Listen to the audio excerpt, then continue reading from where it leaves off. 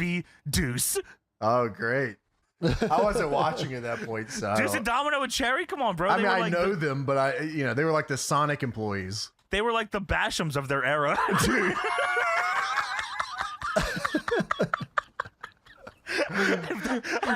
All right.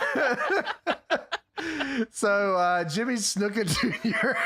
Junior, please get that shit right. Yeah, I did get it Thank right. you. Good. Mean Gene informs Jimmy Snuka and the crowd here that an alien has been found in Mexico.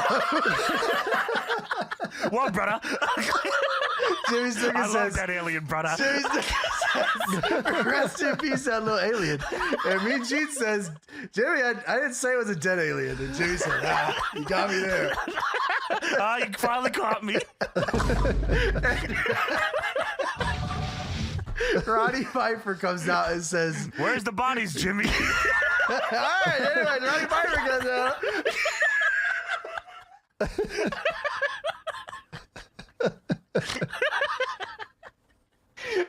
Roddy Piper.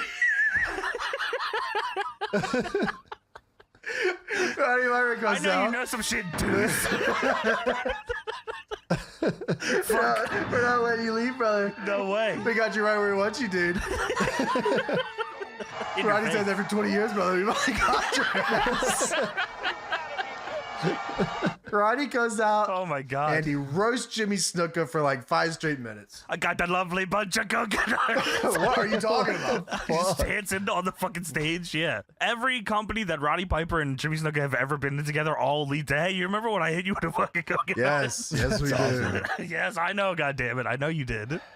Mean Gene, for some reason, then calls out Roddy Piper to come fight Jimmy Snuka in the ring right now. Mean Gene is a fucking instigator, man. He is an instigator. What's wrong with him, man? Roddy Piper's talking shit, and Mean Gene says, Piper, this is my place, but if you feel confident you can do something against me, why don't you come fight him? And Piper says, what the fuck?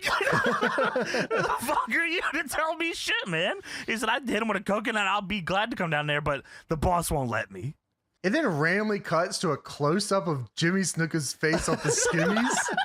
Like, what is even that? This isn't even from the same segment. He's having a flashback of meeting an alien. It's not from the same segment, because I think Roddy Piper said, where are the bodies, Jimmy?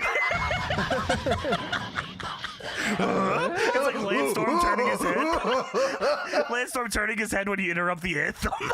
I don't know, brother. Why don't you ask Jimmy Snuka Jr.? He's diving at his son. Dad! I got dementia, brother. Ask Junior. It's even better to watch the GIF that you uploaded, just repeat over and over and over. Dude, it's insane, Tony. It's not from the same segment. The audio switch is... No way. There's no way. Dude, they didn't even like overlay Is it really? I didn't even notice that. The audio dips and then comes back up when it cuts back to the thing. It's crazy, dude. How many times have you tweeted this camera? Where are the bodies, brother? I didn't know you looked right to the camera. That's fucking crazy, bro. Dude, yeah. You know too much, bro. Unreal good. But you've been interrogated at XWF? In your face, brother. So Rena is now up here with the shield at the ramp. And Rena says, nah, man, that's cool. I'd like to see Roddy Piper, Jimmy Snuka. Maybe draw a house here, brother. Yeah, man, the fans will probably want to see that too. And Mean Gene continues to instate, come on down. You ain't got anything better to come do, on, make bitch. the match. Piper says, oh, look, come on, you're lucky she's here. My arm's sore. I got a strep throat. For a month and a half. He said, I got main events to do, or else I'd kick both your asses back to Fiji and to Grandma. And Rena says, you know, it wouldn't just be an honor for me, it'd be an honor for the fans. And Piper said it would not be. No, it would not. Which was a great response, by the way. And Mean Gene said, oh, look at a backpedal. Mean Gene, if you don't fucking shut the fuck up. Yeah, Piper's comment was some great off-the-cuff shit, though. He said he'd wipe out the whole Snuka clan. Snuka. You done, Snuka Jr. Snuka Jr. clan's going down. That's my Halo 3 team. Snuka Jr. But yeah, Piper says, as the commissioner, I have a responsibility to do my job and make main events. So tonight's main event is going to be Buff Bagwell and Vampiro against the British Storm and Kurt Hennig. What? What you mean? He spun the wheel and he got his main event. Brain? Today, Dude, we're making our main event. they couldn't have made the main event with all those guys involved in a segment. They had to do this shit instead. Yo, you don't want to see Ian Harrison? I don't know. First of all, no. Second of all, He's what British. about Jimmy Snuka Jr.? Yeah, why'd you put Junior in the main event? Well, thankfully, we're at the intermission of the show where Brian Knobs is here to tell us everything we just watched. He's here to No, tell you this is how good the show has been. This is my plus 20 moment of the night. I don't know. We should do this in the middle of our shows too. Come up on screen and say, "Hey, hasn't this been awesome, guys?" We probably have to explain what's happening on the show. It seems a lot of people don't seem to grasp all of that. So, It's kind of tough. You know what I mean?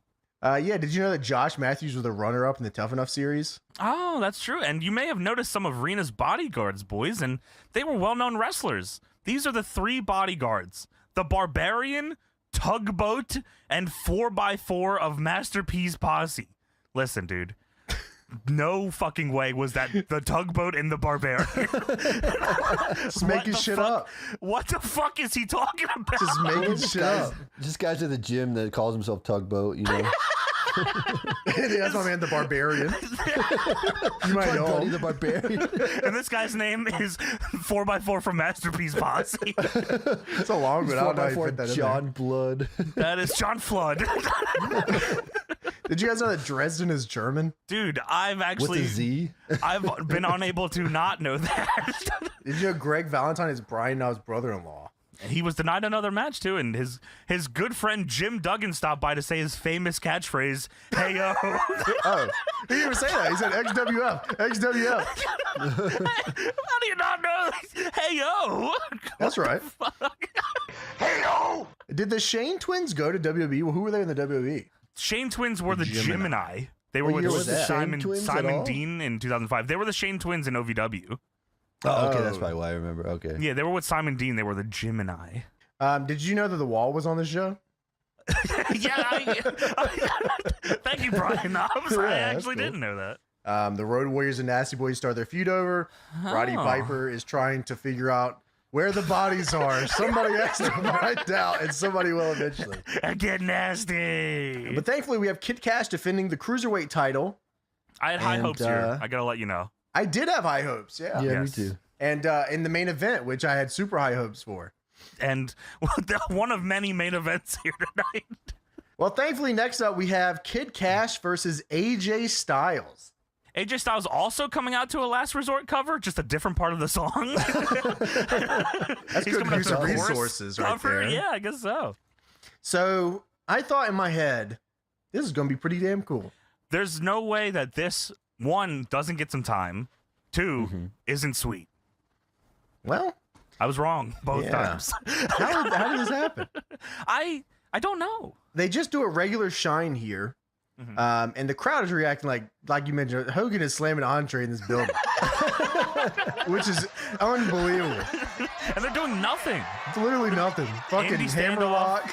Drop kick, yeah, like nothing crazy here or anything. Well, AJ does his patented drop kick here. Yes, it felt weird though. Yeah, because when he gets up to taunt at the end, he doesn't do the arms. He does one arm up awkwardly. Nation. That's crazy, man. Yeah, that was so weird. He hasn't figured out his taunt yet.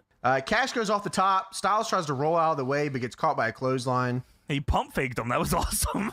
Kid Cash goes for the triangle cross body, and then hits the J Driller for the win.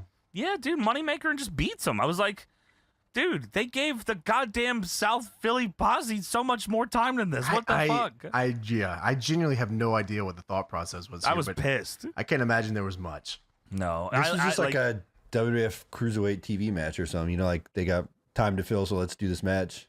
I guess so, man. Yeah, we gotta save some time for Jimmy Snuka Jr. Well, that match is crazy as hell. So, but what you gonna do, brother? When Hulk Hogan and the XWF dude run wild on you? So what you gonna do when Hulk Hogan and the XWF run wild on you? Dude, this is my favorite goddamn Hogan XWF thing ever. It's the shortest one, but Hogan is standing there, XWF shirt, XWF popping up behind him, and when he says XWF, he's trying to pantomime XWF with his arms, so he does X and then gets lost after because he doesn't know how to do a W, and he just X and then fucking flails his arms around. It is so goddamn funny. So backstage,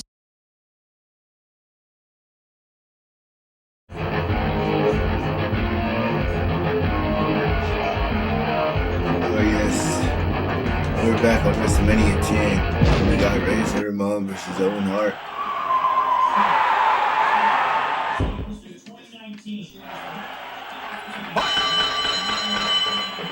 I like the first.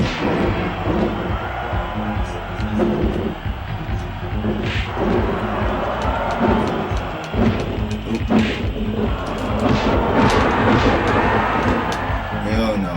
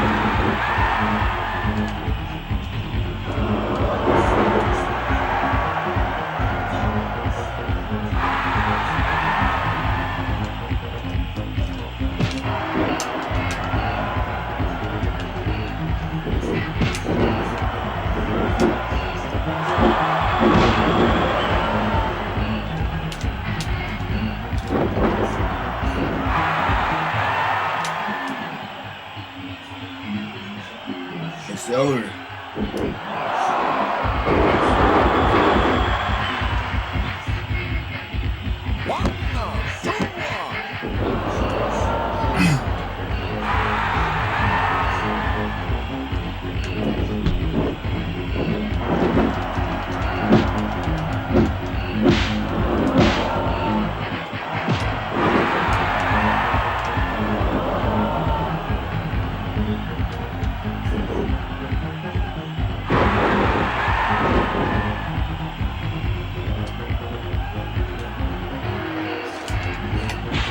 Oh shit, something.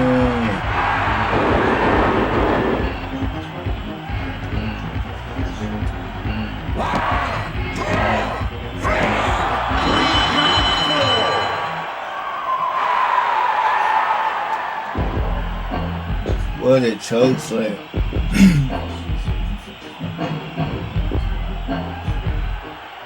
Up. Down.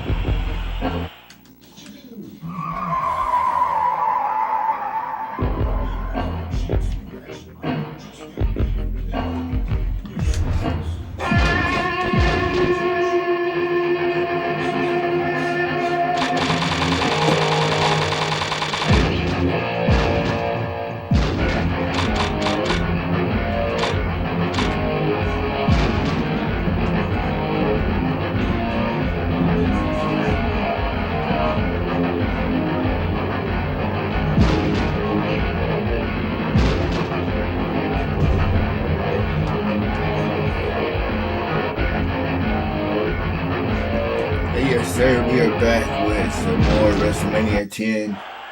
You got Shawn Michaels taking on Bret Hart.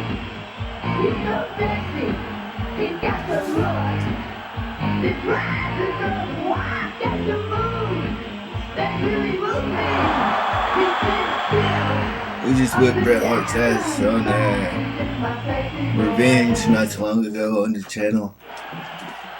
A couple videos ago, so we're about to do it again.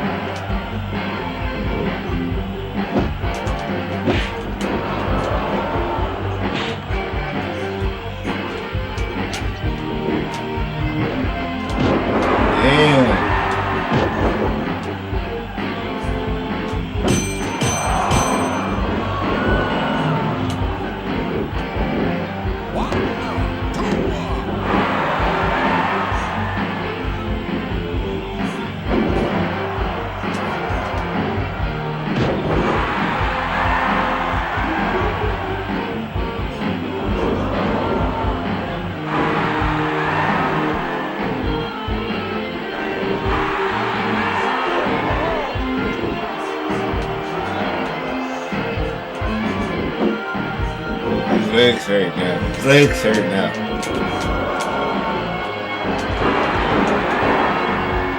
Damn.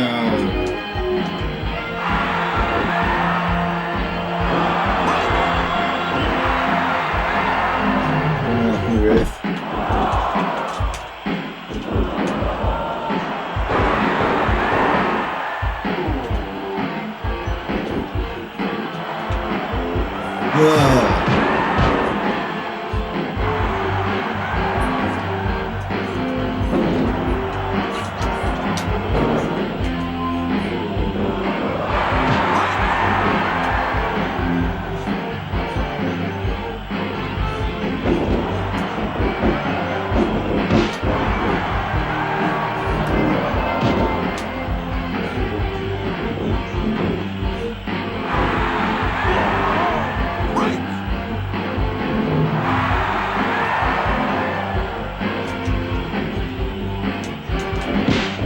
Oh shit.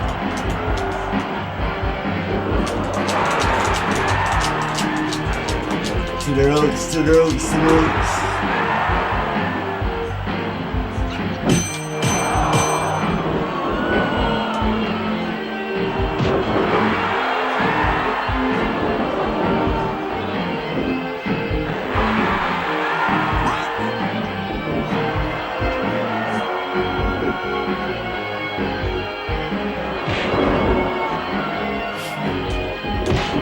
Just shake that shit off. No.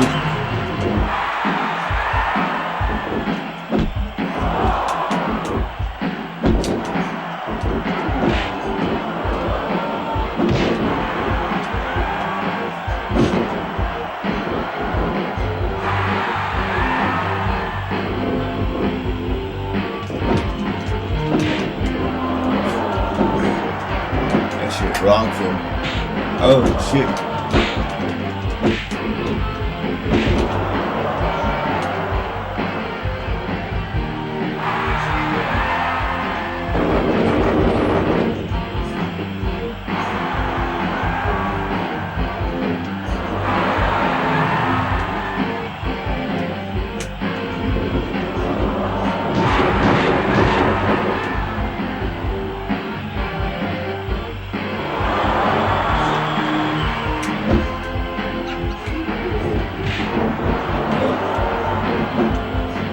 Fuck. Fuck. I'm gonna have to pin him on some cheese and shit. Make him tap.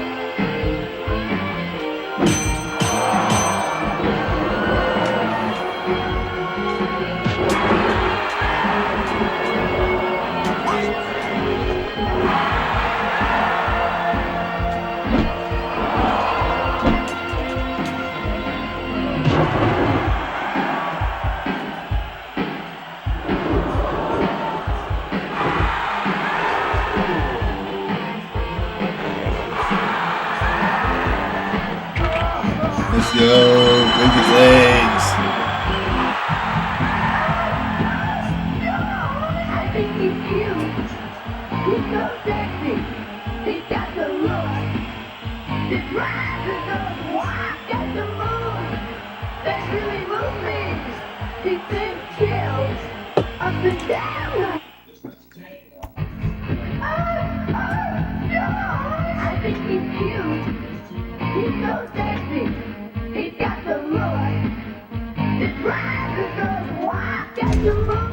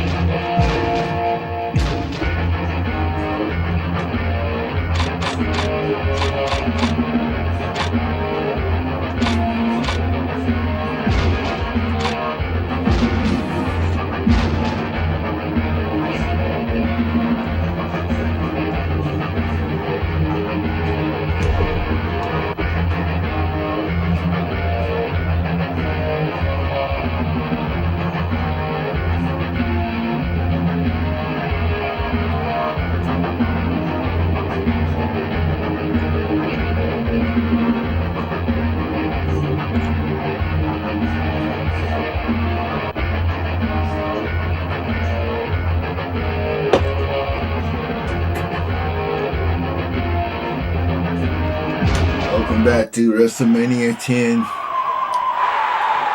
got the winners of the last two matches, Razor Ramon and Shawn Michaels. And the winner of this match will face Davey Boy for his WWF Championship.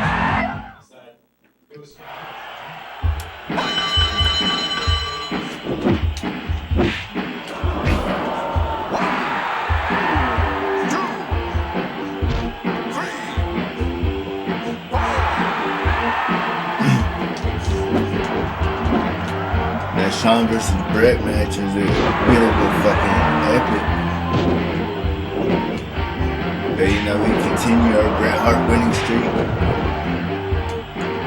We never won a match in this channel.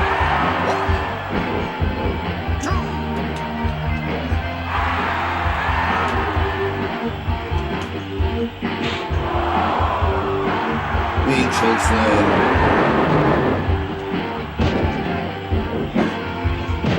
Put the boots in.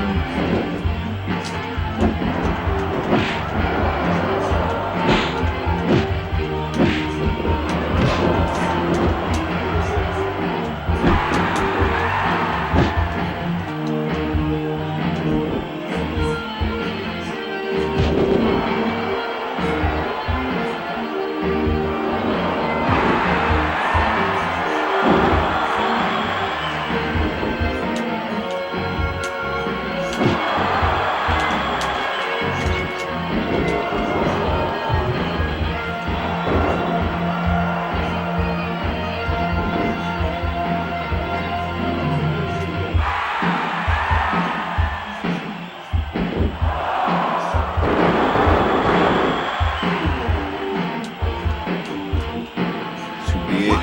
Oh, nigga. Rhodes.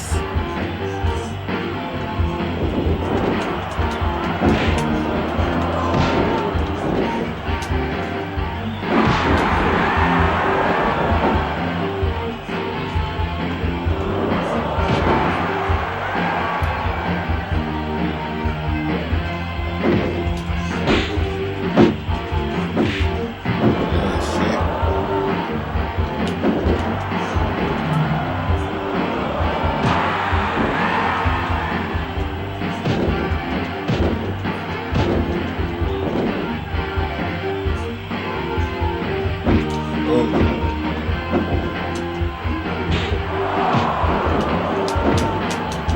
Fell off the juke set.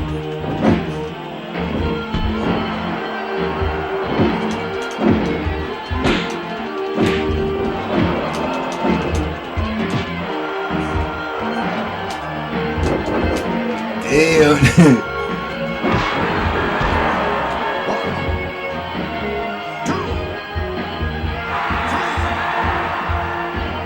Shit was getting out of here for a second.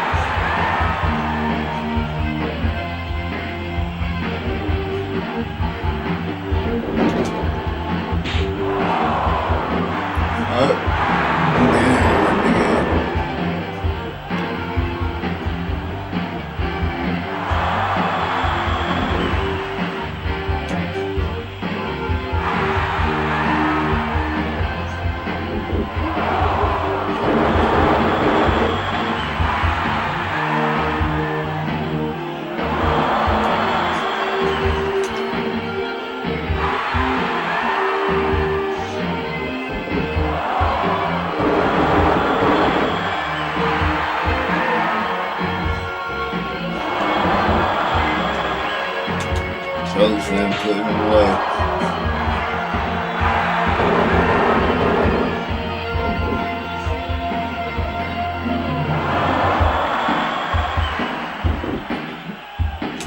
Alright, for real this time.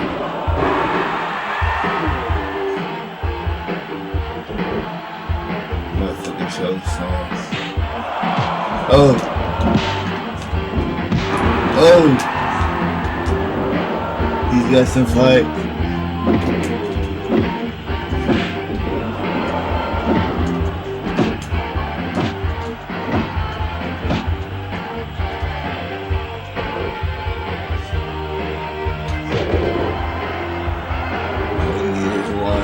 Choke slam, one good choke slam.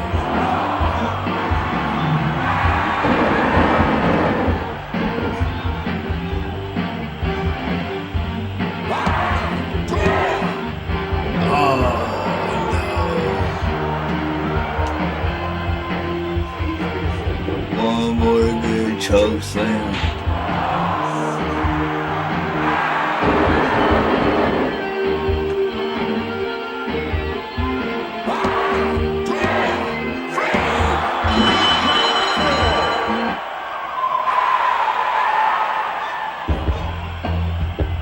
Razor Ramon with the win.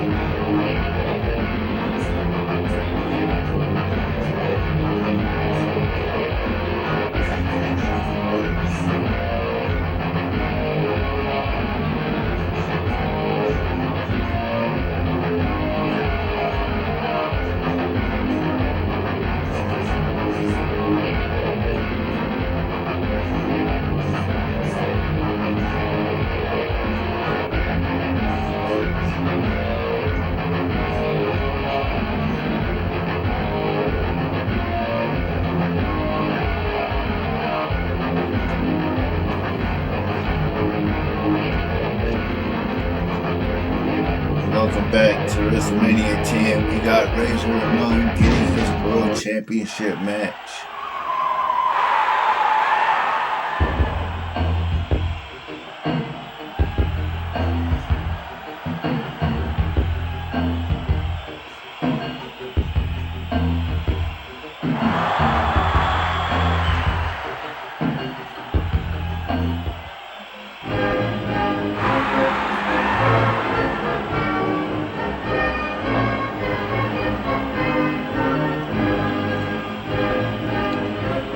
Davey Boy making his first defense.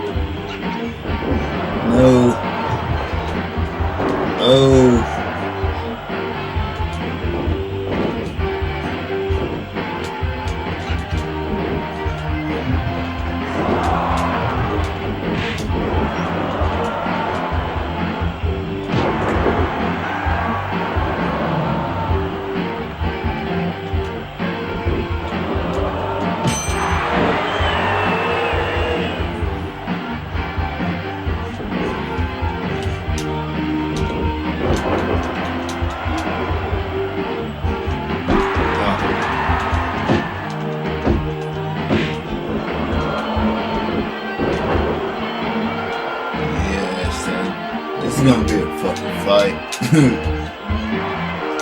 Oh shit.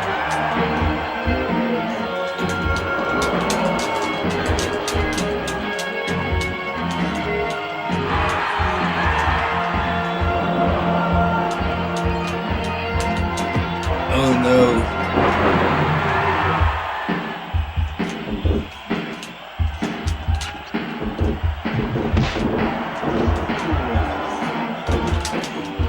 Oh, what the fuck? David Boy's wrestling his ass off right now.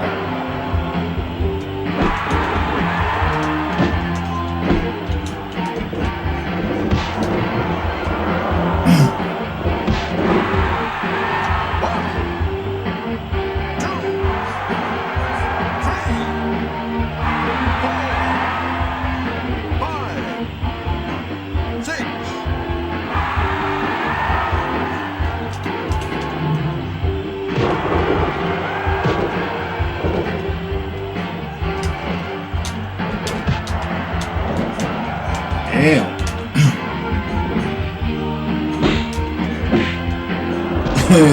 Yeah. Big ass uppercut by Raven. Oh.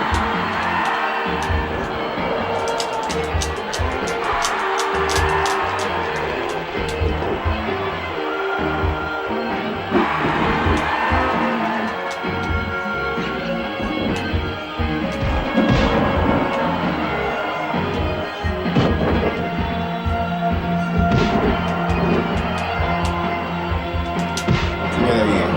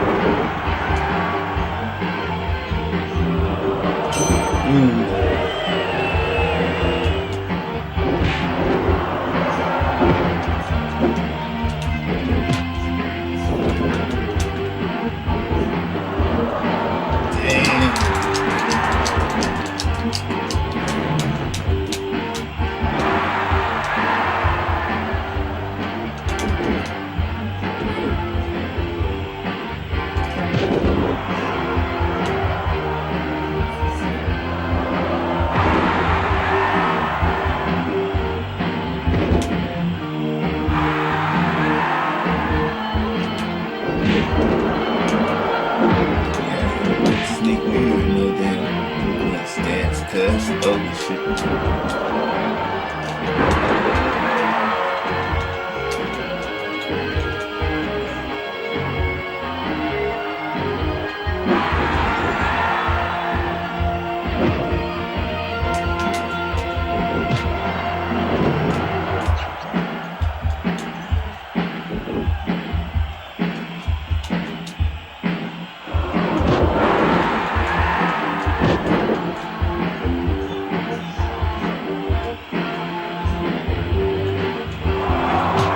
Yeah, nigga.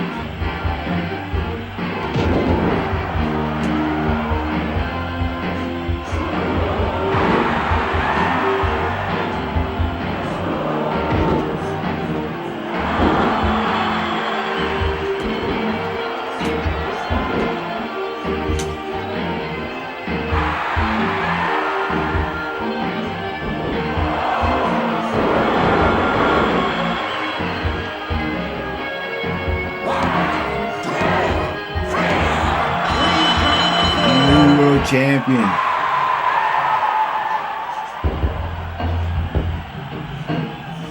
Big are the new world champion.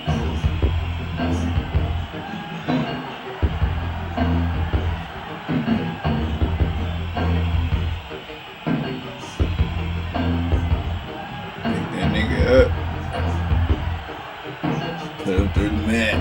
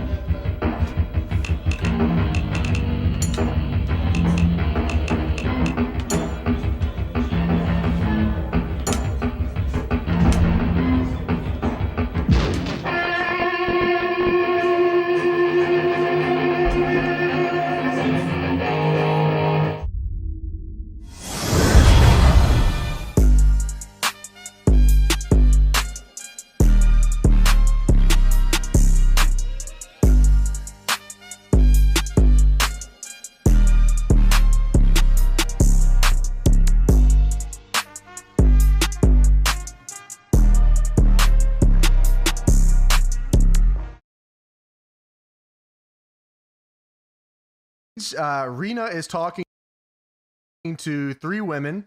Is this the Nitro girls? Who are these girls? Yeah, so I read the comments in the video. Someone said it was Gorgeous George, Oh. Kimona Wanalea, What? and some other girl. Oh, shit. I didn't know that. Really? Okay. I didn't know who this was. Wow. Yeah. That's what it said in the comments. I don't know if that's true or not. You Okay. can believe the YouTube comments. They would never lie. Yeah, why would they lie? Exactly, Tony. Like, no one's going to XWF and lying on the video. You know? No prima donnas here, brother. But Rena sees the sneaky cam trying to get. I don't know what they were even going to go with this. I can't imagine it was anything great. It was the girls asking, hey, can we get a booking? No, actually. Can you book us to wrestle? They're the X-Girls, by the way. That was the name of this posse. Is that right? All right. Did they say I think that? that's what... I think I read that somewhere, that, or maybe it was on the Observer, that these are the X-Girls. Oh, okay, wow. Yeah. By the way, All the right. graphic before this, they show to hype up the Jimmy Snuka Jr. match, which is Jimmy Snuka Jr. against Vapor with Sonny Ono. And Sonny is spelled wrong. It's Sony Ono. Yeah, that's right. I was like, have I been fucking doing this wrong the whole time? No, they did it wrong. Oh, damn. Yoko I didn't Ono. even notice that. Sony Unu. So we have Vapor versus Jimmy Snuka Jr.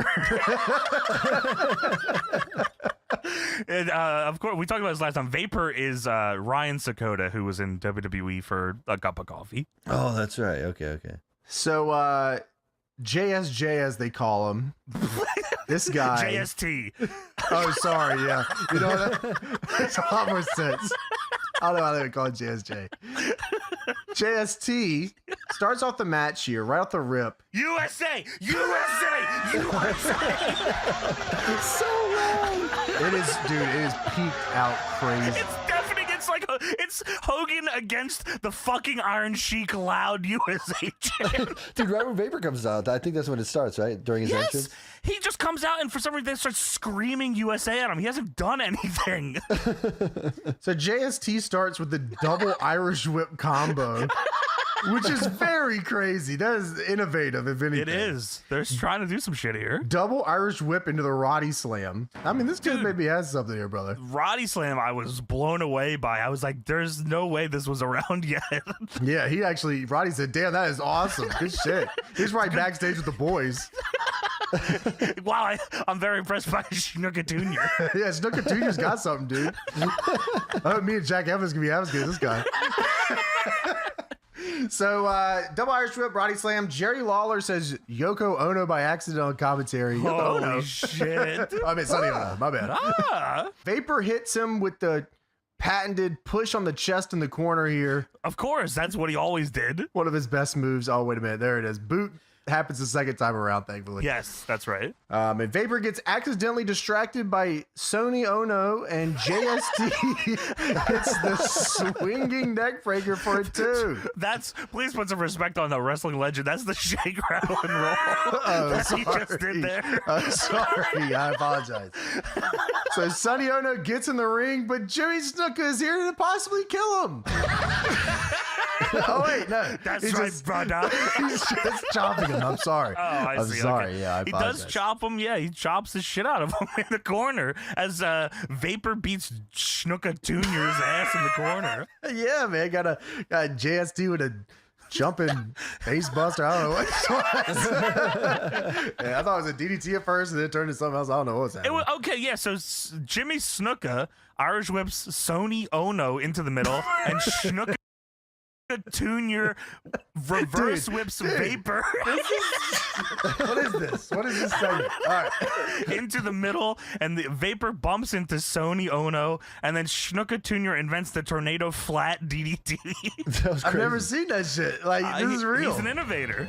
And then Jimmy hits the worst backbreaker. Roddy decided on that day backstage that he was never gonna let anyone hit that shit like that ever again. He's gonna save the bag breaker after Jimmy Snuka. Maybe because I thought Jimmy Snuka was just gonna like do a gentle body slam. Why No, he not? bag breaker Sony Ono. And both of them go to the top rope, and Okay, dude. I was blown away here because they have them lined up. Sony Ono and Vapor are laying there. Sony Ono is laying how you think when somebody would take the Superfly splash, and Vapor is laying the long way. yeah, that's right. What the fuck is happening here? Well, Jimmy Snuka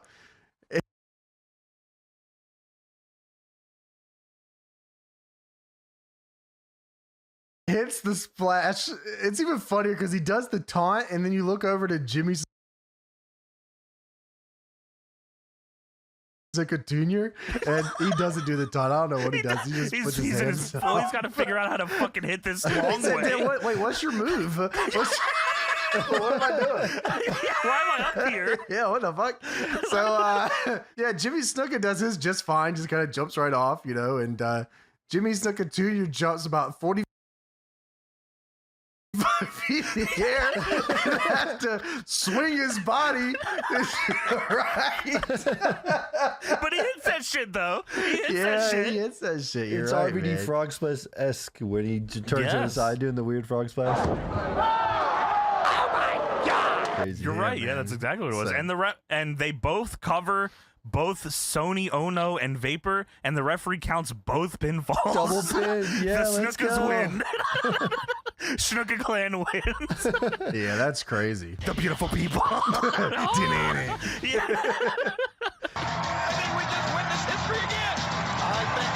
Yeah, man, that was a really nice father-son situation. Yeah, there was probably much more of the father-son situations they had later on in life and before this. The police were backstage waiting.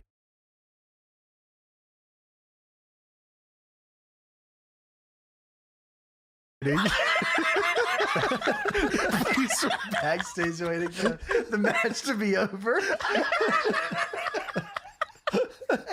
Oh no, brother, that wasn't me. That was Yeah. Snooka Jr. We caught you, dude. We caught you red-handed. Oh shit! So now we got the goddamn main event of this fucking show. The last match of the history of the XWF is right here. Man, this is crazy. So we got the British Storm, Ian Harrison, and Kurt Hennig, and they're facing off against Buff Bagwell and Vampiro. Correct. And Ian Harrison, the British Storm, looks like WCW's Sarge on all of the drugs you could possibly find. And Vampiro comes out looking like he's on also all the drugs you could find, All just the not drugs you can ones find. to improve your physique. There's two sides of the spectrums of drugs, and you're looking at both of them in this match.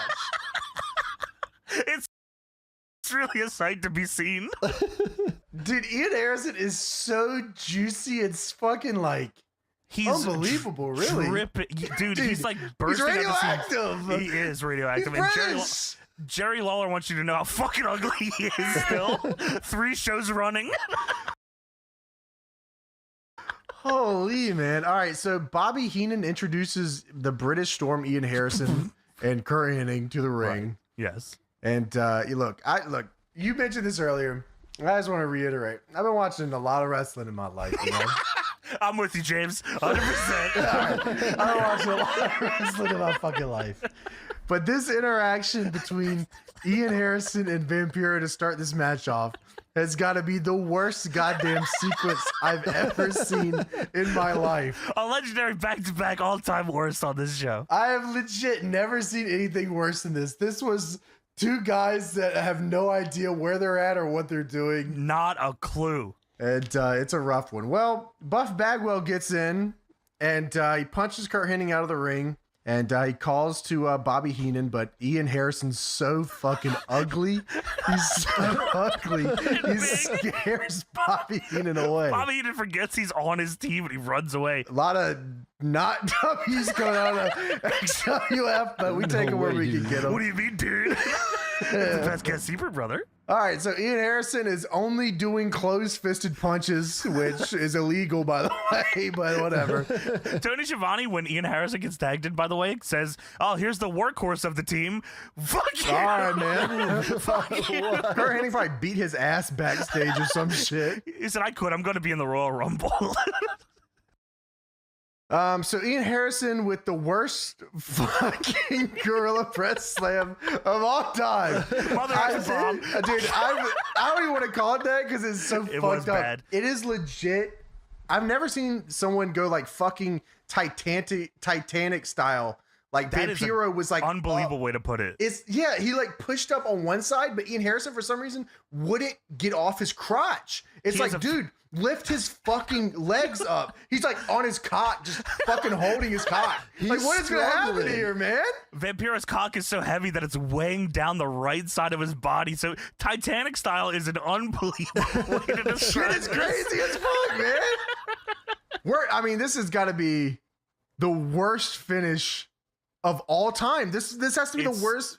It's bad. So Buff and Vampiro go back to back. Yes. As Kurt and Ian Harrison get back in the ring and they try to hold them off. For some reason, in a tag match, they do a back-to-back against the numbers spot. Against two people. What the fuck? It's 2-on-2. Well, Ian Harrison's the size of 4 dudes, so maybe that's the difference here. Well, Vampiro kicks Ian Harrison out of the ring, and I'm guessing Ian Harrison forgot that Vampiro was going to dive on him to the outside. Okay, I thought the same thing. I was wondering what happened there. So Vampiro was probably supposed to dive on the outside and then the flash pin. Right. But Ian Harrison wasn't in the spot, and Vampiro's not going to hurt himself.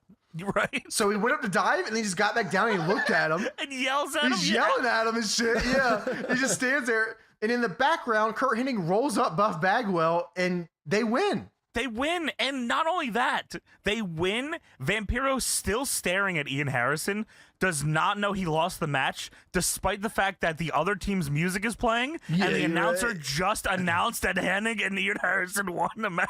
He's probably thinking of how he's going to fucking wrangle his neck backstage when they get back there. You piece of shit. Dude, you he blew knows- the finish. He's got a big log of shit to leave an X in the bag. He's brewing up a fucking fat shit for him. Dude. So, all right, gets even crazier. So Buff is now mad at Vampiro because he stood there like an idiot and watched him Blew it. lose. Yes. They go chest to chest.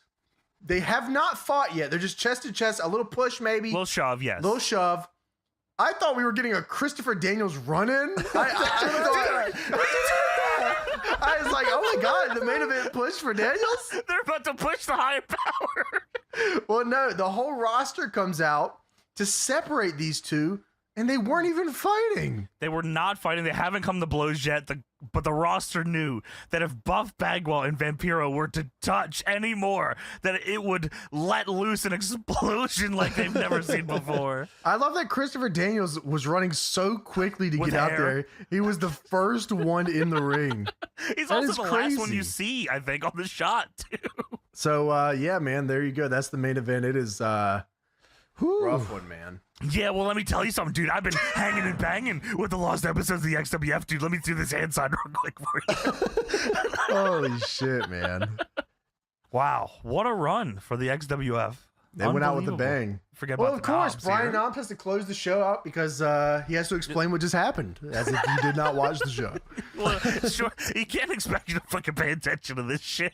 So, Brian Knobs says, you know, brother, it was all coming together really nice. And then the music cuts out. He takes the glasses off. But sadly, 4 of our brothers have passed away. oh, I was like, okay, all right, damn. That's fucking sad. So he mentions the Wall, Rocco Rock, Road Warrior Hawk, and Kurt Hennig. Mm-hmm. And the picture they use for Kurt Hennig here It's not. is absolutely ridiculous. It's Kurt Hennig in a Buff Bagwell hat. I've never seen this picture ever in my life.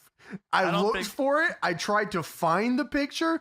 I think it was like a personal Brian Knobs picture or something. It must have been from the tapings. Yeah, because I legit have never seen that picture before. They probably told him to take promo pictures. This is what he did for his promo photo. Fucking around, you fuck this Give me the shit.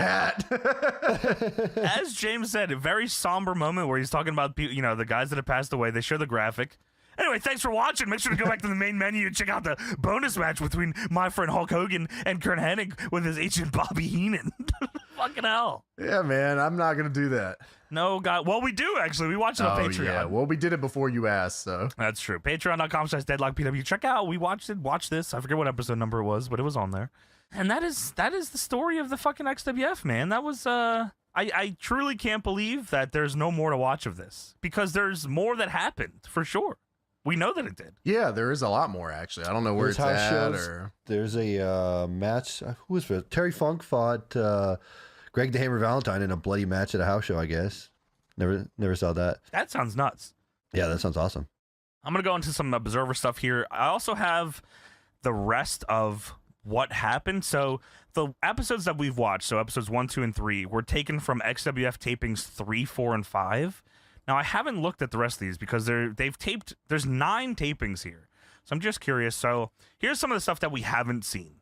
So from taping 6, there was Daniels versus AJ Styles, which I read from Meltzer was awesome. I don't know how he saw it. I guess somebody told him that it was. South Philly Posse faced Dave Power and Dean Power, the Power Company. Norman Smiley beat Vapor. Let's see. Johnny B. Bad beat Mr. Jones. Greg Valentine beat Marty Jannetty. Marty Jannetty just getting his ass whooped all the time here.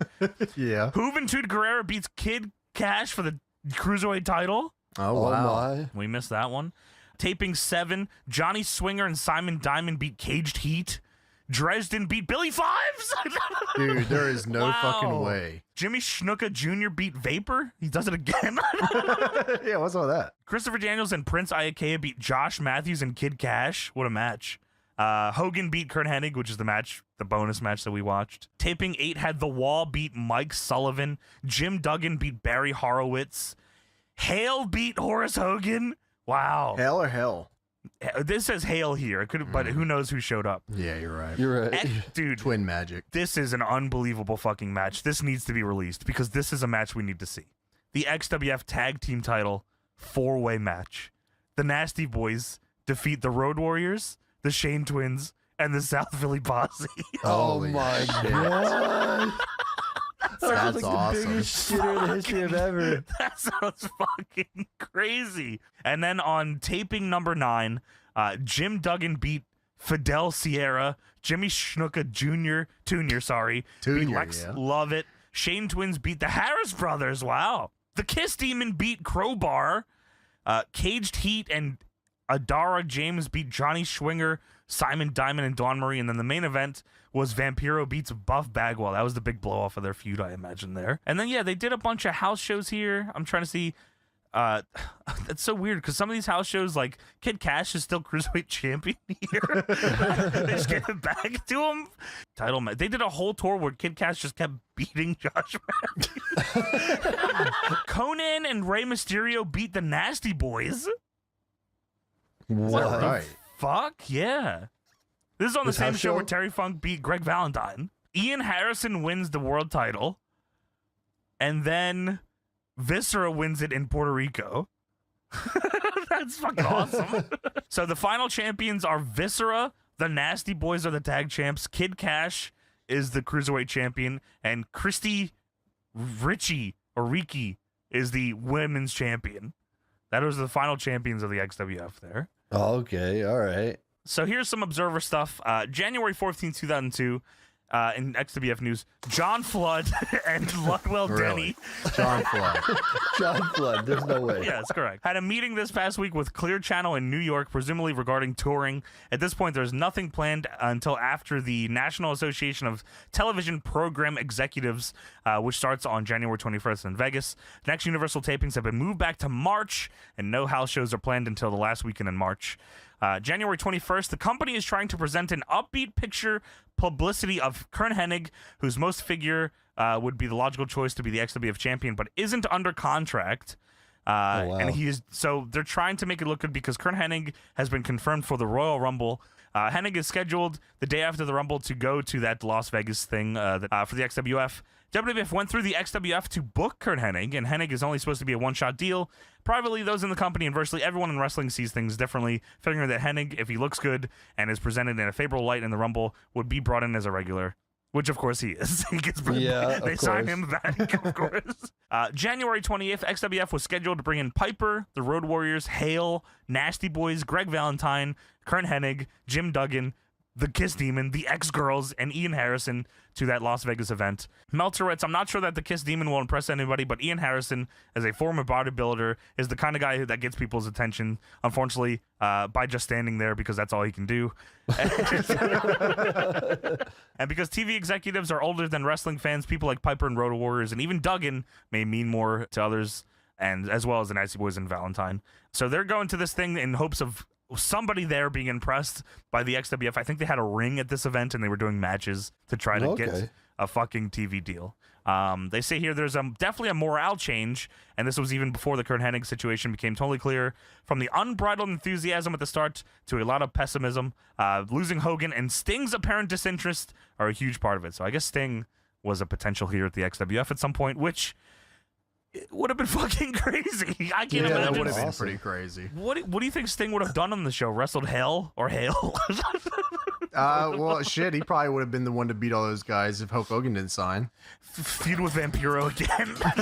Yeah, rekindle that one. So February 4th, 2002, the internal claim from those within the company is that they have a deal with FX just about finalized and are hopeful the deal will be announced in a couple weeks. Oh, wow. Okay. So there's some hope here, and the next TV tapings look to be in March, either the first or second week at Universal in Orlando.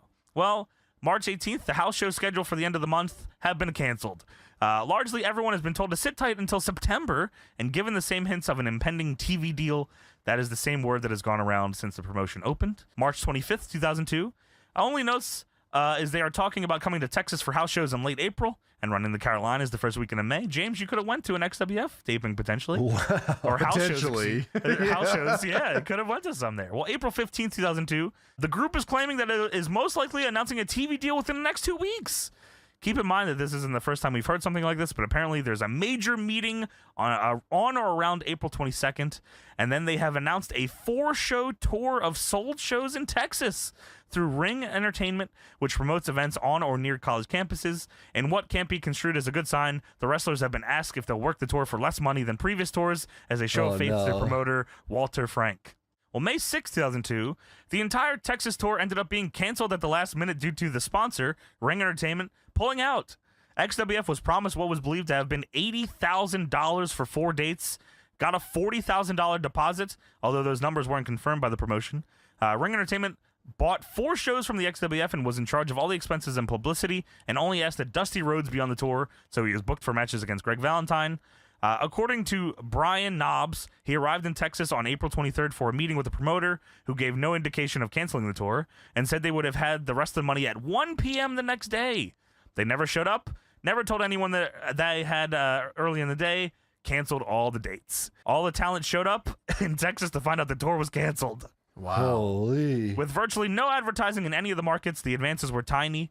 Less than 50 tickets had been sold to one of the events that had promoted Dusty Rhodes, Roddy Piper, and Sable on it. Brian Knobs. Fuck. Dude, yeah, that is fucking crazy. Brian Knobs claimed that 700 fans ended up coming to a meet and greet that happened instead, even though the marquee of the building listed that the show was canceled.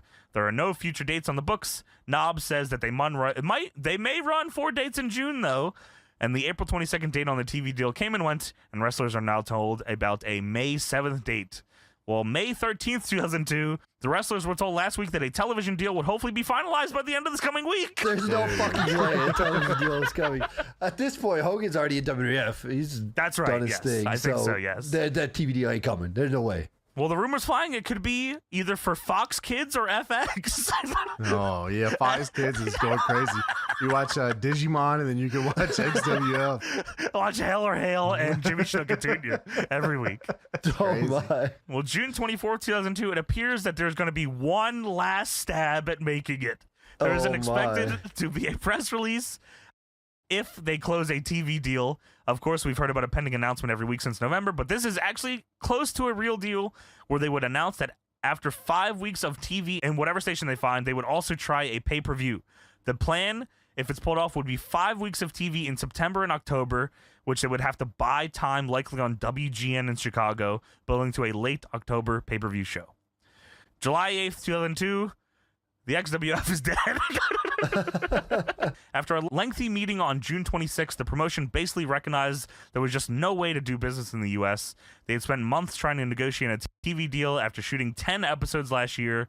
No matter how much people in wrestling like to point to WWE's strong numbers, even though they are down as evidence that a smaller cable network could use wrestling as a flagship to be something, it's not something programmers are interested in.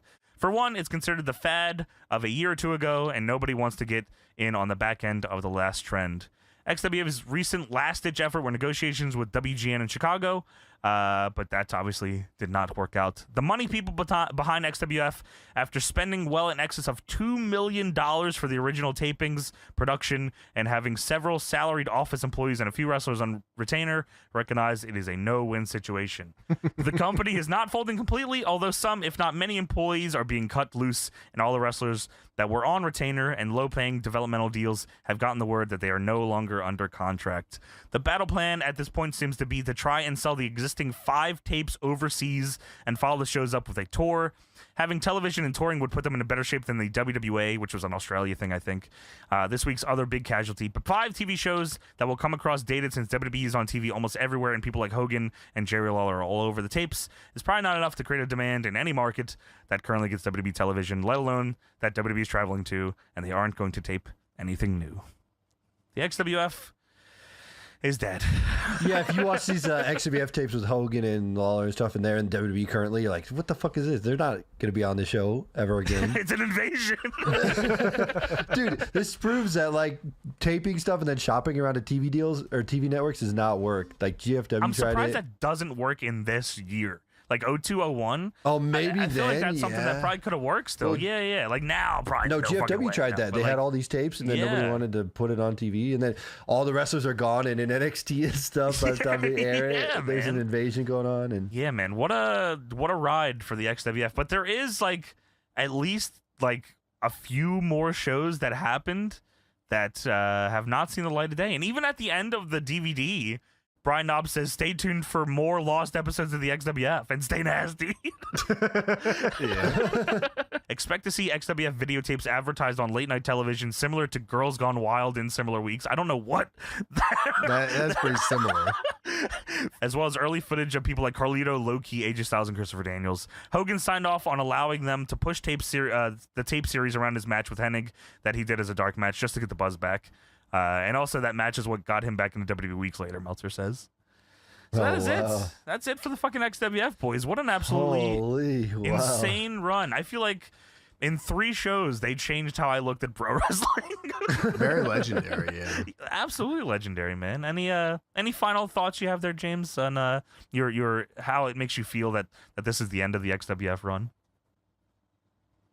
I sadly don't have anything that I could possibly say that could sum up my thoughts on the XWF at this time. Well, you know what, James? I'll just leave you with this. Stay nasty. Stay nasty, James. You gotta stay nasty. And You ever seen that man's asshole? yes, I have. Sadly, I fucking have. But that is it for this episode of the Deadlock Podcast.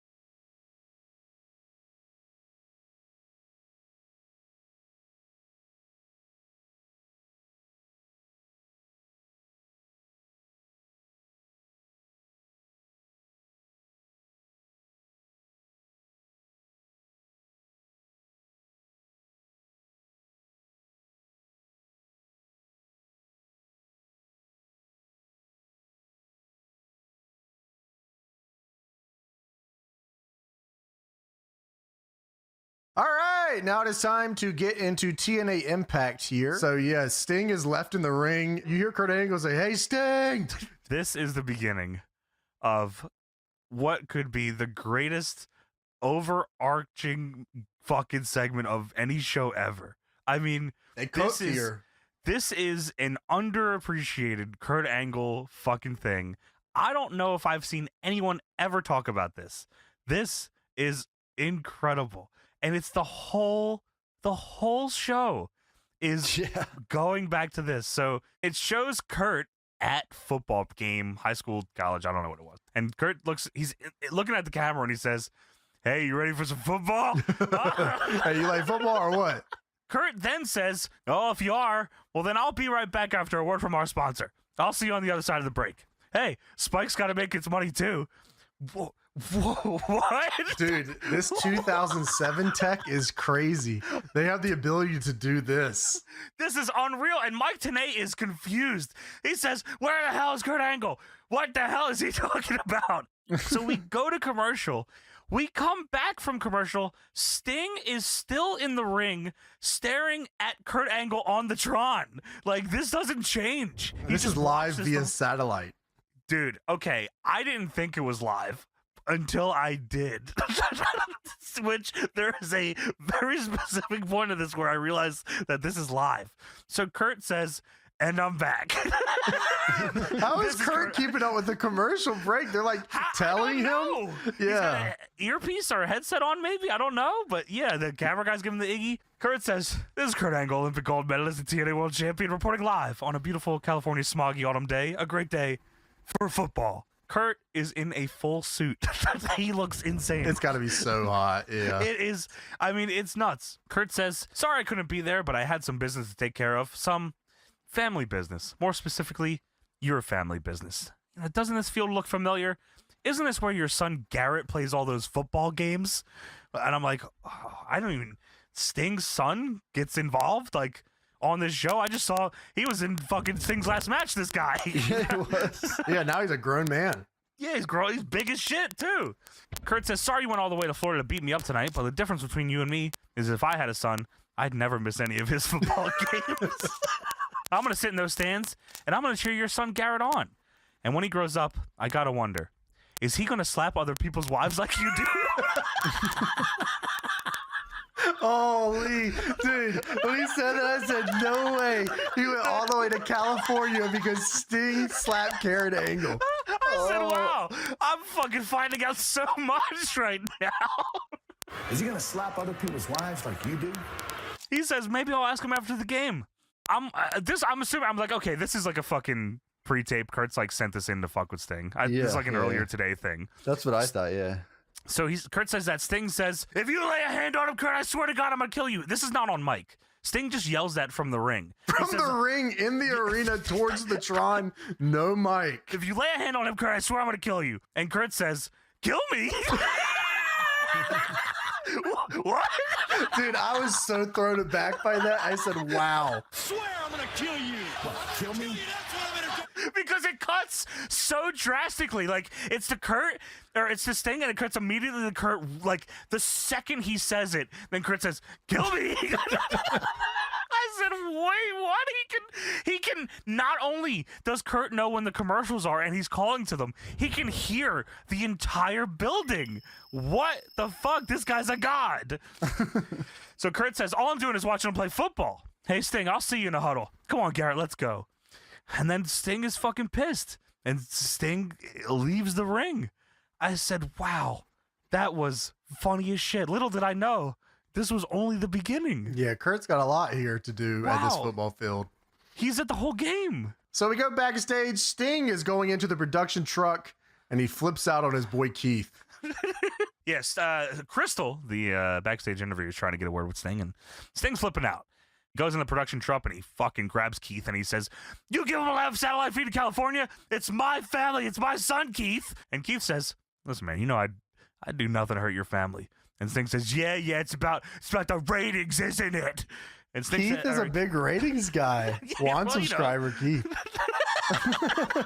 Keith says nothing to do with the ratings. And then Sting and Keith both look over at the monitors, because there's a bunch of them. And Sting says, "Keith, get me a set of headphones.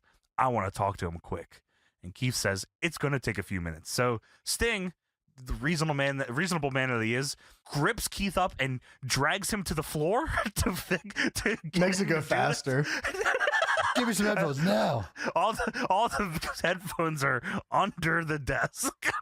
He drags him on the floor. He says, make it happen now, Keith. And Keith says, get a headset up now, up front for Sting, right now. And then we go to commercial again. All Sting had to do was go back in the ring. He could talk to Kurt Angle in the ring. Oh, yeah, you're right. Yeah, Just wait for him to show up and talk to him. You're right, Tony. He doesn't fucking heard every word Sting I'm fucking gonna kill said. you. What? You're gonna kill me? So we're still in the production truck, and Sting he now has a headset. And he puts the headset on, and he's yelling. Now, I was like, how the fuck does this, again, to Tony's point, how does this change how Kurt hears Sting? Like, Kurt is not wearing a headset. How does he hear this fucking guy? He's got an earpiece in, right? And a little invisible one or something. I guess. Well, Sting says, Kurt, can you hear me? Yes, the fuck he can. We know he can. Kurt, you know you stepped over the line. You've got your own kids, Kurt. I swear if one hair is misplaced on his head, I'm going to do something you're going to regret, Kurt. And I was like, okay, I figured we're going to get the same shot we got before, which was like a close-up of Kurt. The shot they cut to is Kurt Angle is across the field from the camera guy. He's across the field on the sidelines? It is the funniest fucking photo ever. You have to see this. He's got a suit and tie on, just standing And there. glasses. And the game is like, the football game is going on. Yeah, they let him on the sideline. There's parents in the stands and stuff watching the game. That's a good fucking point, James. How's he on the sideline? He's on the sideline talking to Sting from 20 miles out. And he can hear him. What was that, Sting? You son of a bitch. Kurt says, that's the Stinger I wanted to get back. The one with the fire and the passion, the emotion. I had to come all the way to California to get the old Stinger back. And then he cuts to a shot. Now we're in front of Sting, who is fucking wearing this headset. He has full face paint on. And he's holding the headset so like he can hear Kurt better. It's the funniest fucking thing I've ever seen. Funniest visual ever. I was dying. You told me I don't think earlier it was before meant I to be watched- funny. No, before I watched it, you said, I'm not going to tell you, but there's a screenshot that is hilarious. And then when I saw it, I immediately messaged you, said, that is funny shit I've I ever was seen. so excited for you guys to see the Sting with the headset fucking up front shot. It was so goddamn It's funny. so good, yeah. Wow. That's a father in distress, okay? Well, James Stepdad Kurt Angle just showed up and he's being a better dad. and he's coaching on the sidelines. He's got plays. He's going plays. His PA streaks, guy. Cover three. Cover three. So it shows the close-up of fucking Sting, and now we're at a close-up of Kurt. Like, now we're in Kurt's face. And Kurt says, and who said anything about touching anybody? You're the one that likes to slap other people's family members. You call the police to have me arrested? So I guess during all this, Sting called the cops on Kurt. That is what Kurt is saying here. That Which is so fucking funny. Yeah, call the police. You slapped my wife. He called the cops to a fucking football game that Kurt Angle's at the sidelines at, and Kurt says that he told them he was just watching the game and he gave him an autograph and sent him away, and they did leave. This is fucking insane. Dude, you know what also makes this whole thing funnier is Sting isn't booked in a match on this Impact. He's just He's just backstage. there. So he could have been at his son's game, but he... Well, he's supposed to face Judas Messina. Oh my God, Tony. You're right. What the fuck? Yeah, why is he not He in just this finds game? he just finds excuses not to go to his son's game. It's a pre-tape day, Garrett. Sorry, Garrett, I gotta fucking go work. I gotta make sure, pre-tape I gotta make sure Black Rain doesn't get out of control. I gotta... Yeah, just in case Black Rain, Garrett, gets out of hand, not gonna be there. Garrett. Well, Kurt says, now if you don't mind, I'm getting back to this game. Let's go, Garrett. He yells this, and Sting rips off the headset, and he's fucking pissed. I mean, this is unbelievable, man. I mean, this is money. Sting not having a match, and he could have went to this game as funny as shit. Dude, he could have. Sting barges in, goes right up to Cornette, and grabs him, gets in his face, and says, "What is going on, Kurt Angle, my son? You gotta start talking to me. You gotta tell me something." I don't know why Sting thought Jim Cornette would know why Kurt Angle Kurt Angle's kicking my son's ass. You gotta stop him. Yeah, I gave him TV time. That was my call. I thought he deserved it. Yeah. Cornette says, "I don't know anything more than you do. I'm looking at the monitor. As a matter of fact," and then he slowly turns his head and looks at a monitor on his desk. He's back. And then like a fucking cartoon, like a comedy sitcom. Yeah, sitcom. Perfect way to put it. All four of them turn and look, and the camera pans out a little, and the smallest CRT TV of all time is sitting on Jim Cornette's desk, and they all lean in slowly to look at what's going on. So we're back at the satellite feed now with Kurt Angle, and Kurt is now sitting in the stands. With like real people around him. Yeah, it's like shoot families. And Kurt says, "This is Howard Cosell reporting to you live from the frozen tundra of California. A very exciting game. A hell of a game. Everybody's going nuts. Garrett Borden having a hell of a game. This is where men are made." And Kurt says, "I'm just messing with you, Sting. Just giving you an update on the game. Also, your friend Larry, the guy you sent here to take care of your problem, me, let's just say he'll be walking with a slight limp for the rest of his life." Holy fuck. He gave him the ankle lock. He gave him an ankle lock on the football field. That's why they took him off the sideline. He was fucking kicking this guy's ass. So keeping tabs here. Sting has called the cops on Kurt. Kurt has sent them away. Now Sting has called his friend Larry, who was going to deal with Kurt Angle. Kurt has now broken this guy's leg. He is at a fucking kids football game. Now it's the third quarter, and I got to get back to the game. And the camera zooms in on him, and he goes, "Da-da-da, da-da-da."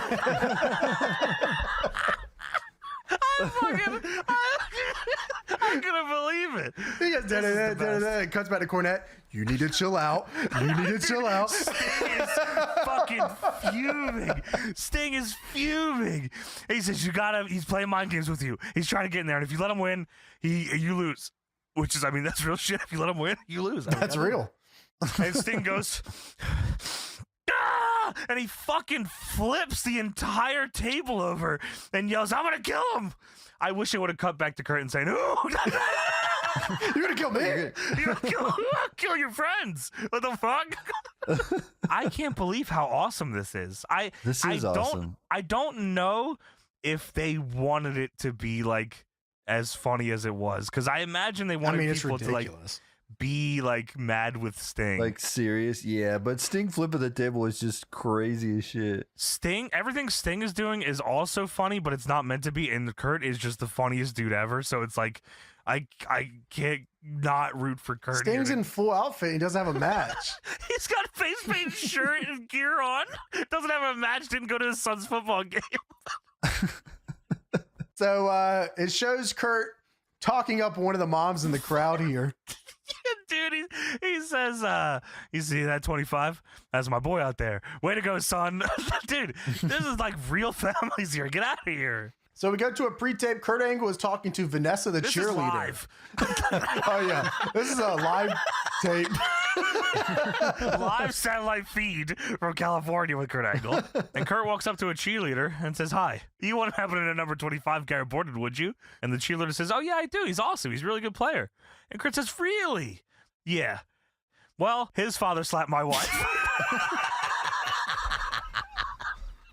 Dude, watching this like with no context of anything, like you never saw him. Like what? Dude, that might be the funniest thing I've ever fucking seen. Kurt Angle is like the funniest dude ever. His delivery here was unreal. It's nuts, yeah. Really? Yeah, one of the best players. Well, his father slapped my wife. Well, his father slapped my wife. She goes, "Oh." He just walks away and starts talking to the camera. By the way, let's establish this, by the way. Sting did not hit his wife. It was a lie. Well, who am I to say that Kurt's a liar here? I mean, this is a man's scorn. That's true. I think maybe Karen was the one that said it. Karen said, "Hey, Sting hit me," and Kurt just started kicking his ass. You slapped my wife? That is so goddamn fucking funny. Yeah. So then he walks away He's from one this of girl. the best players in the game. He's just so good. He's great. Yeah? Well, his father slapped my wife. And now I'm gonna slap your son's ass. Dude, What? this What is now? insane. What did you say? Kurt walks away and he looks into the camera and he says, Sting, the game's almost over. And I'm going to be the first one to congratulate your son. And I'm going to give him the congratulatory slap on the ass they gave him after big games. But don't worry, I'm going to do it in private. What? I'm gonna slap your son's ass in private. I don't want to embarrass him. You know how kids are his age. Plus, who likes being slapped? I know my wife Karen didn't like being slapped with everything you had. That is so funny. Dude, this is the funniest segment I've seen in a minute. Like, legit funny as fuck. Dude, Who likes being slapped? Not my wife. Kurt Angle's delivery is just on point. Oh, he is so good. He is so good at the way he delivers. everything you had is Oh my so God. egregious. Wow, that is like, dude. Oh, This segment caught me funny. so off guard, dude. Wow, this was so funny. I'm gonna slap your son's ass in private. Oh man, that is fucking funny. Kurt Wow. Angle's the goat here. Yeah, Oh. man. Unbelievable. I can't believe I've I must have watched this, but I have no fucking recollection of this, and I've never seen anyone talk about it. No, me neither. That's why shit was caught me off guard so funny. Who likes being slapped? No, my wife. No, my wife with everything you had. That is the funniest thing I've ever fucking. Yeah, he's one of the best players in the game. Yeah, well, his father slapped my wife. Holy fuck. It's You even know she's funnier going to that he school to didn't. talk about that. She'll tell all the other children. Dude, yeah, it's a lie, James. It didn't happen. Yeah, that's awesome. Wow. Holy shit. That's a total wife guy, by the way. He just like straight Major up wife said, guy, you did yeah. it. So we go back to the satellite feed. Kurt Angle is now seemingly sitting on the floor in the parking lot. It was very It's been low a to the long ground. game. Yeah, I guess so. And Kurt looks at the camera and says, Sting, your son had an amazing game. He had 3 touchdowns, 16 solo tackles. Not that I was keeping tabs. Dude, He's an that is incredible insane. athlete. What the fuck? 3 touchdowns and 16 solo tackles. He's a The hell is he beast. playing? He's best ever. He's an incredible athlete, just like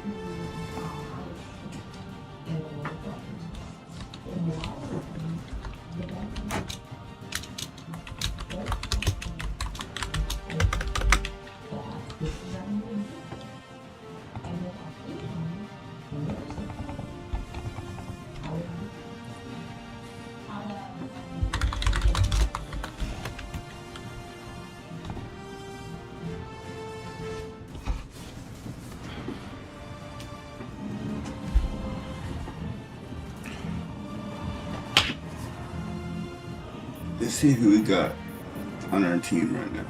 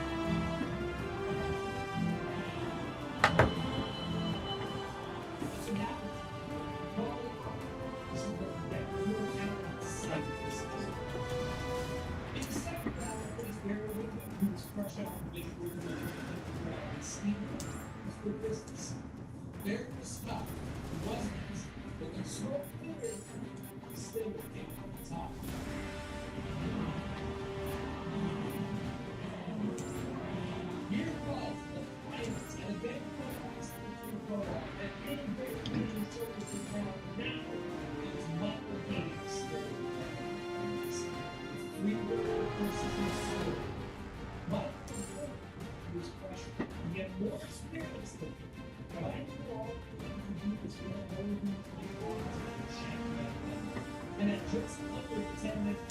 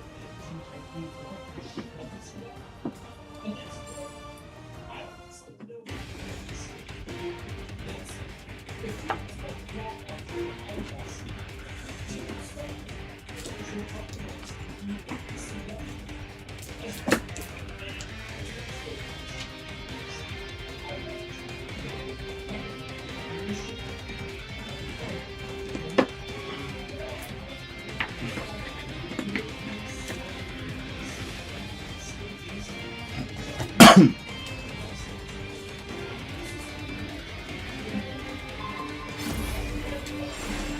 yourself for the greatest show on earth.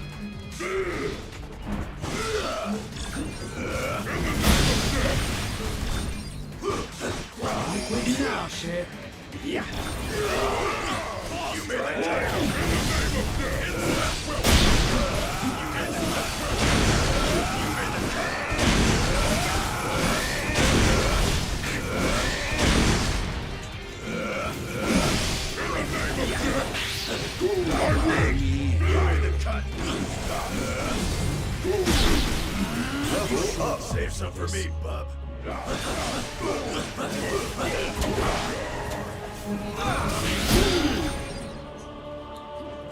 Stay on target. Clear the field.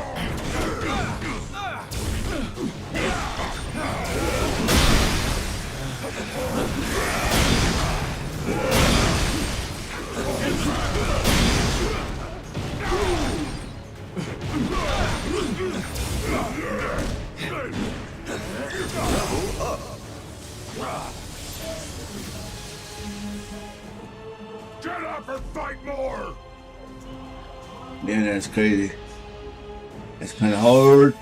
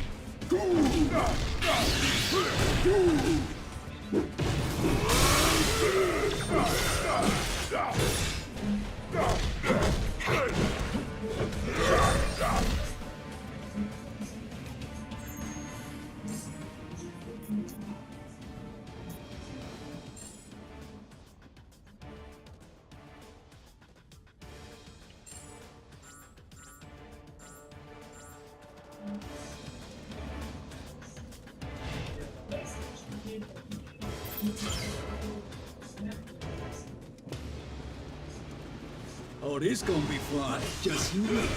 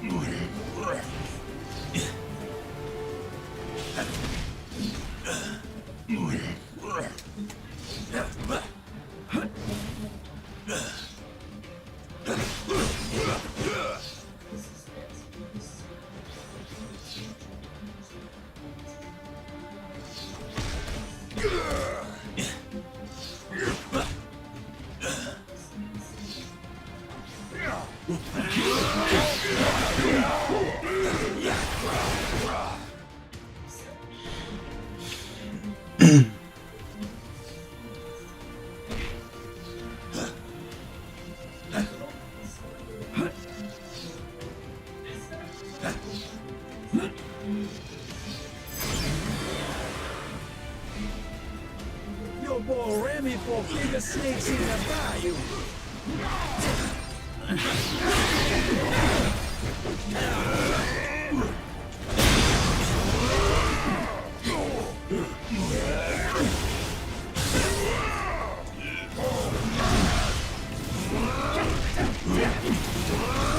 You think you're all fancy? I used to wear a tiara. I win.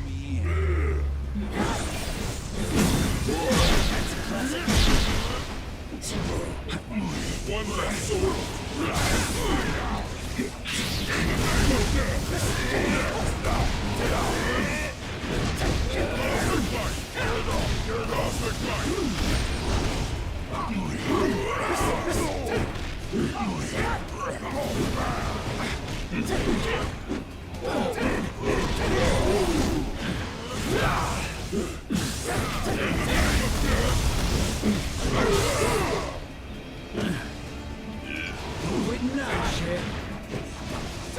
Damn.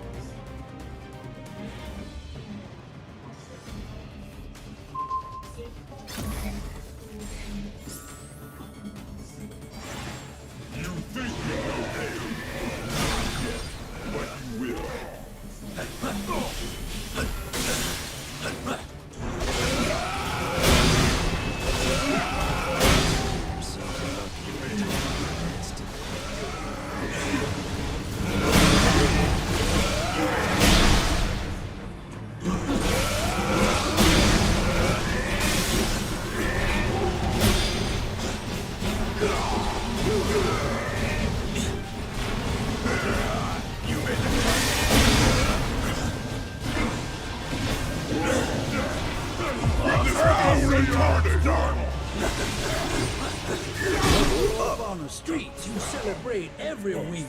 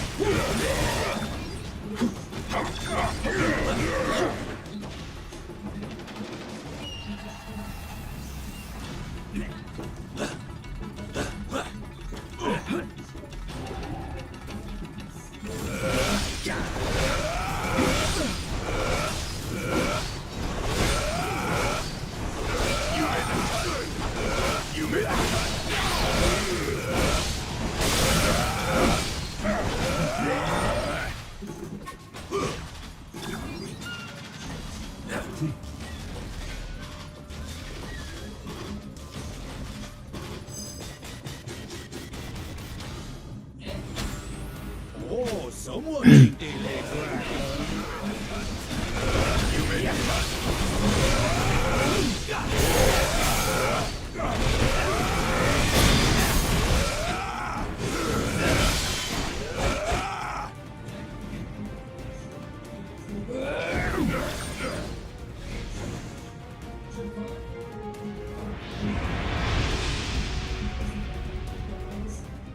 Things are about to get ugly.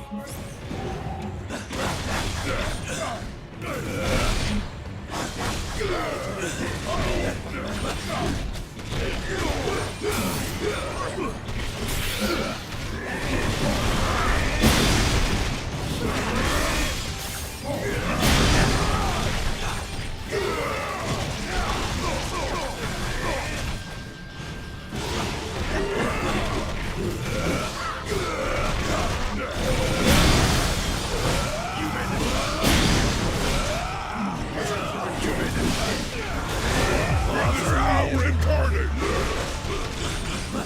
I'll show you how it's done!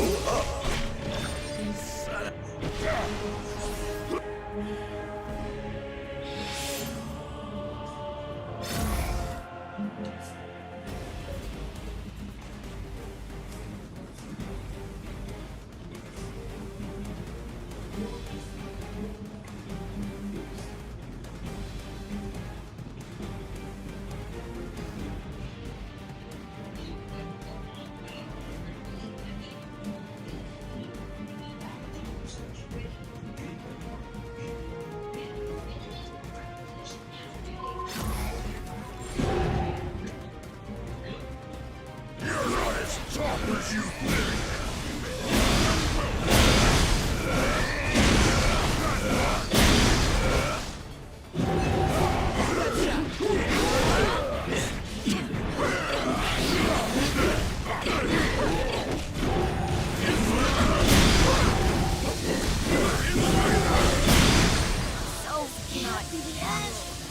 Sneak attack! Sneak attack!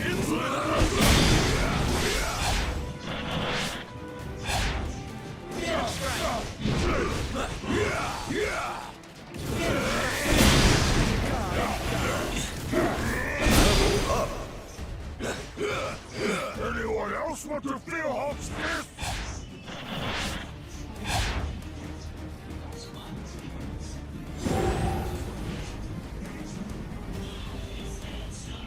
Hulk is smashed not! You don't stand a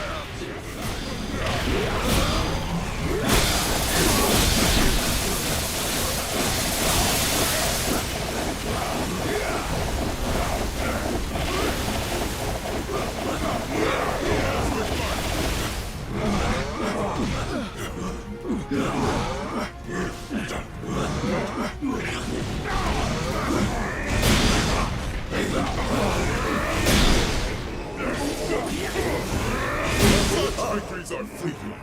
Death is the eternal reward.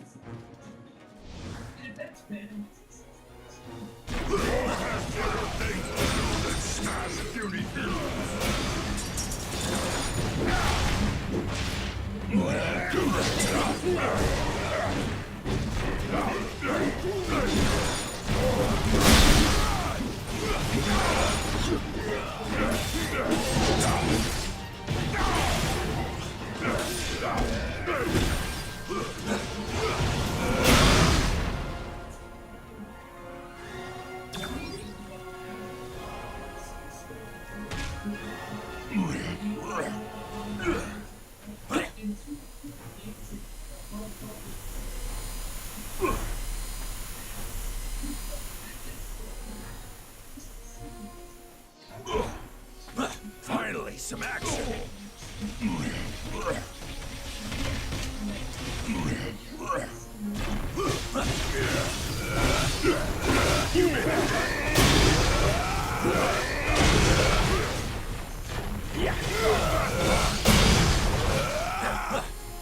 Quel dommage.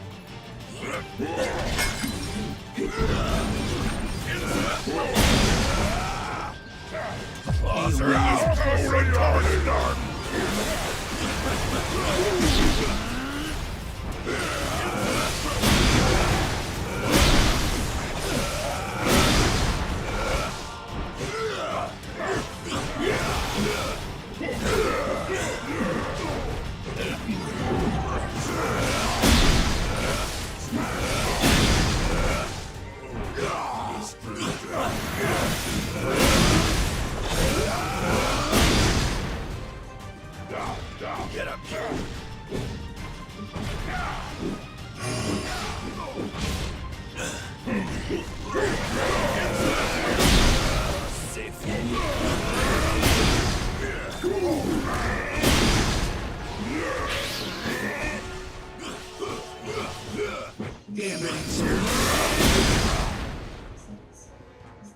Quel dommage.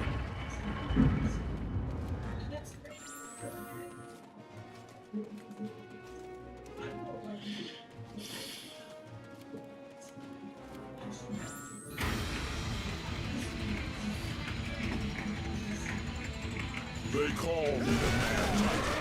Let me show you why.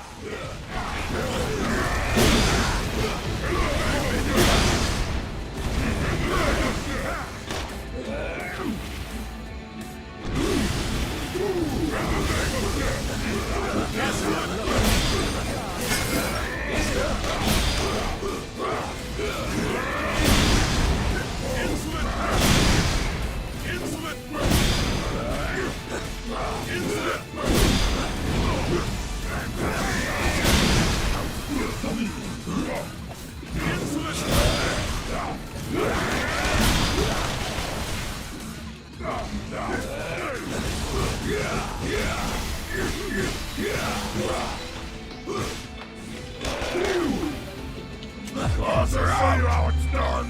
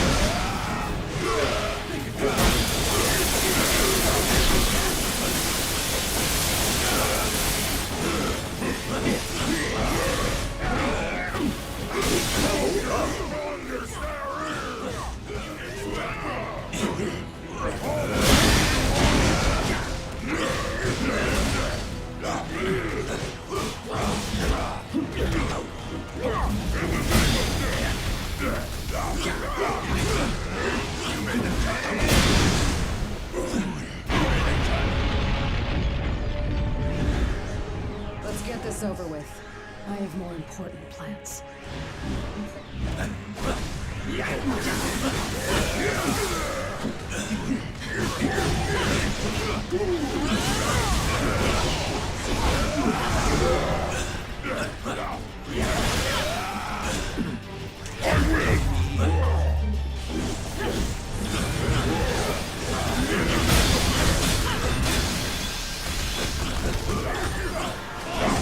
I'll show you how it's done.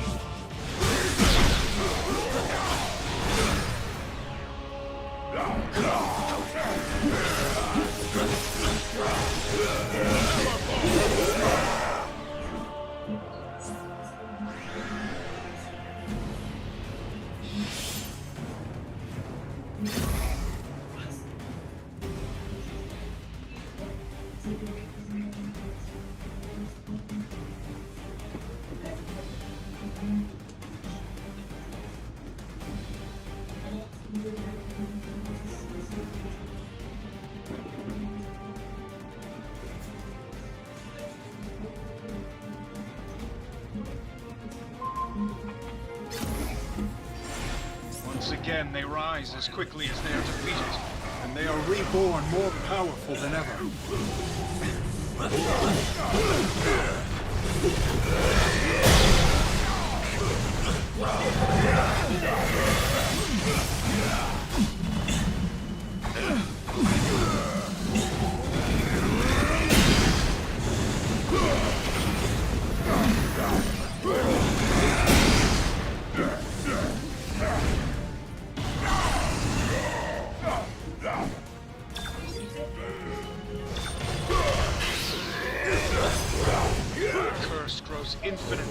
longer.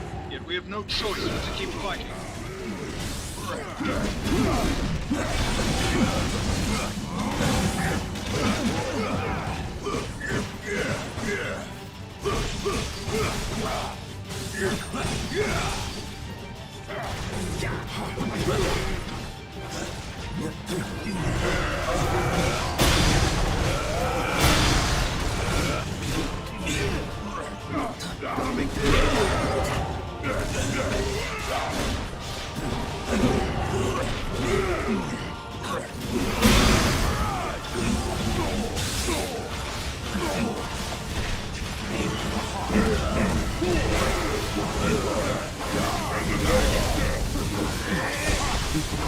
I win!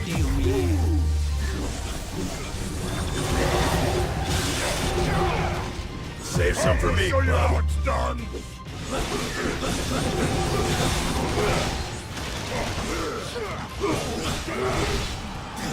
You made the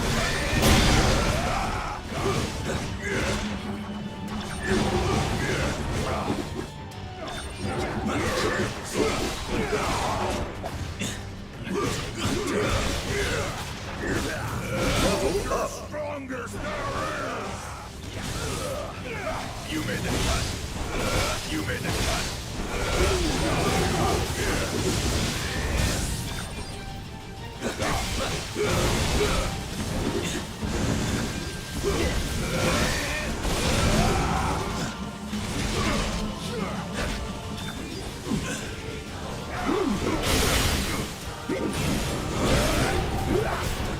Fine victory. No doctor ever rests until all traces of sickness have been excised from his patients.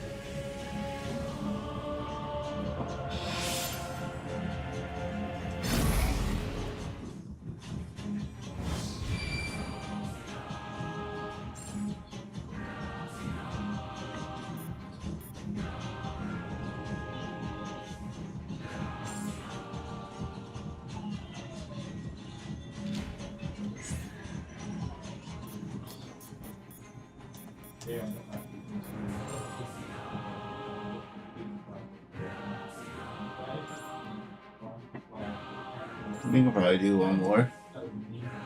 I'm having a little bit of fun.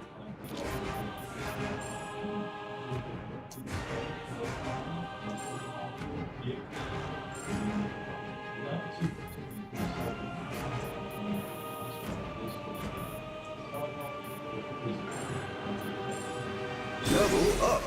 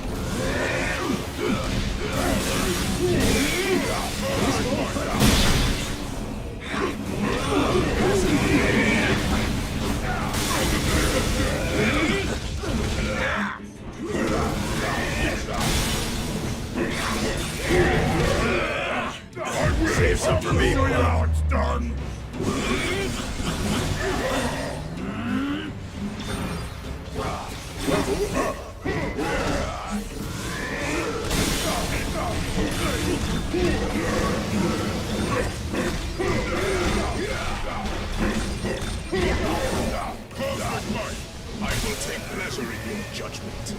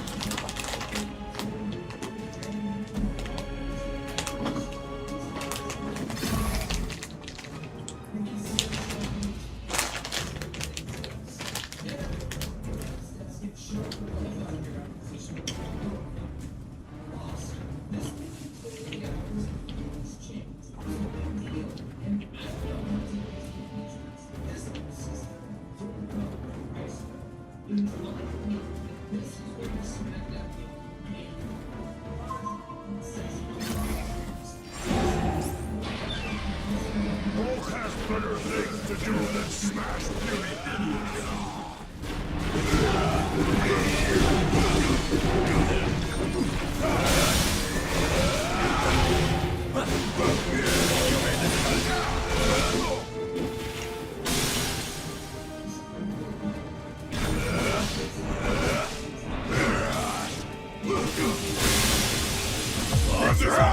Already done.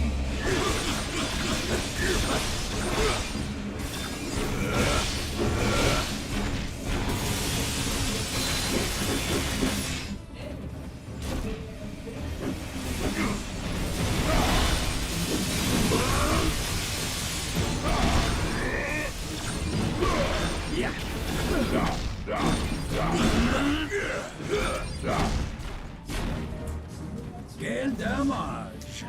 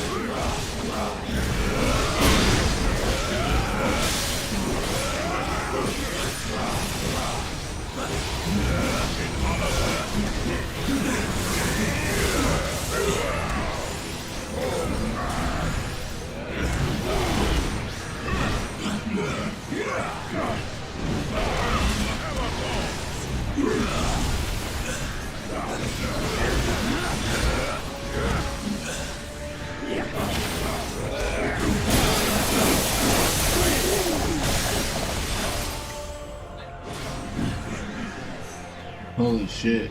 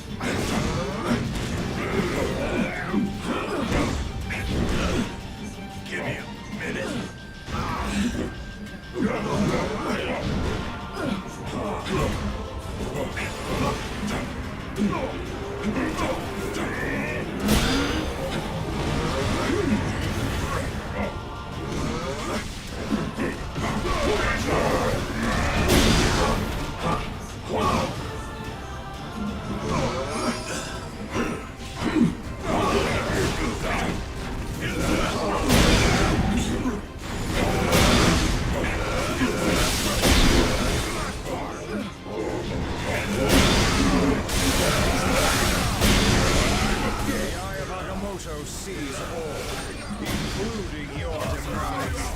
I'm burning!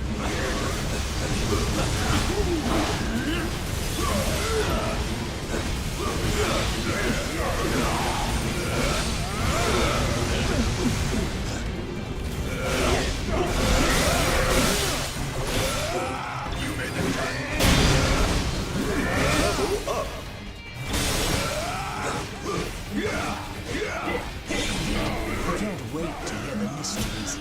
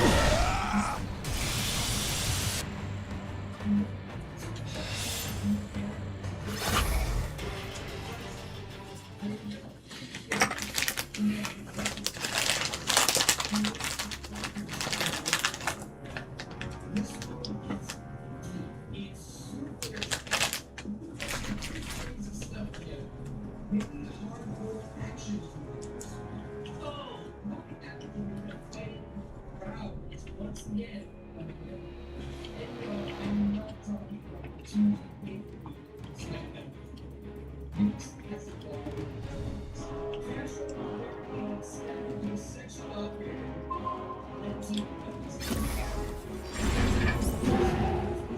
Come and get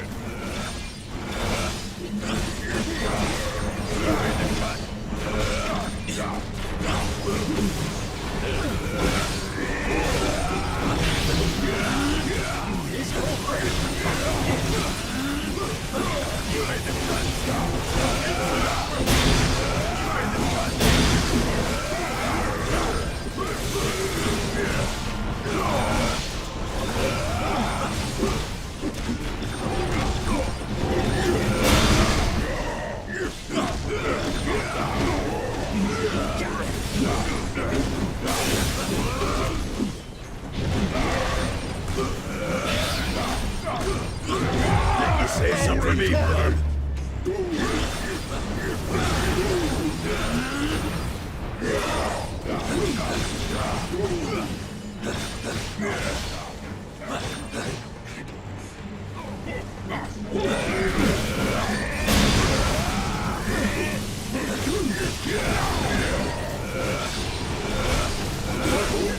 only when the stones are mine.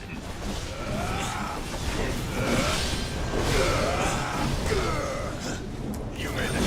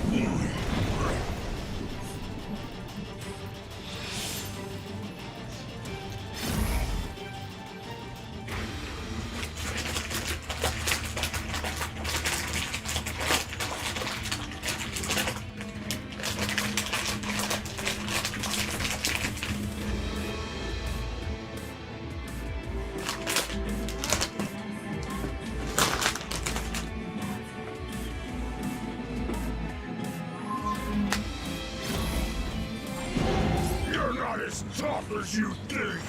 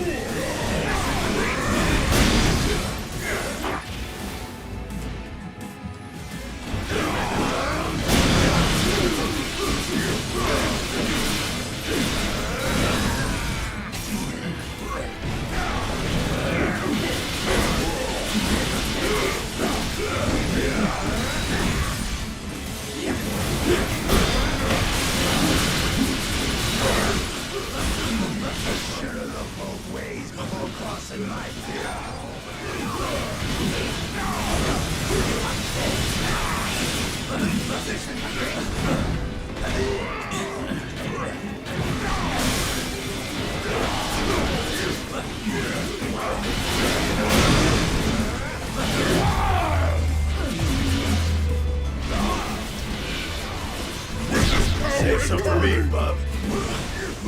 Shock here, pal.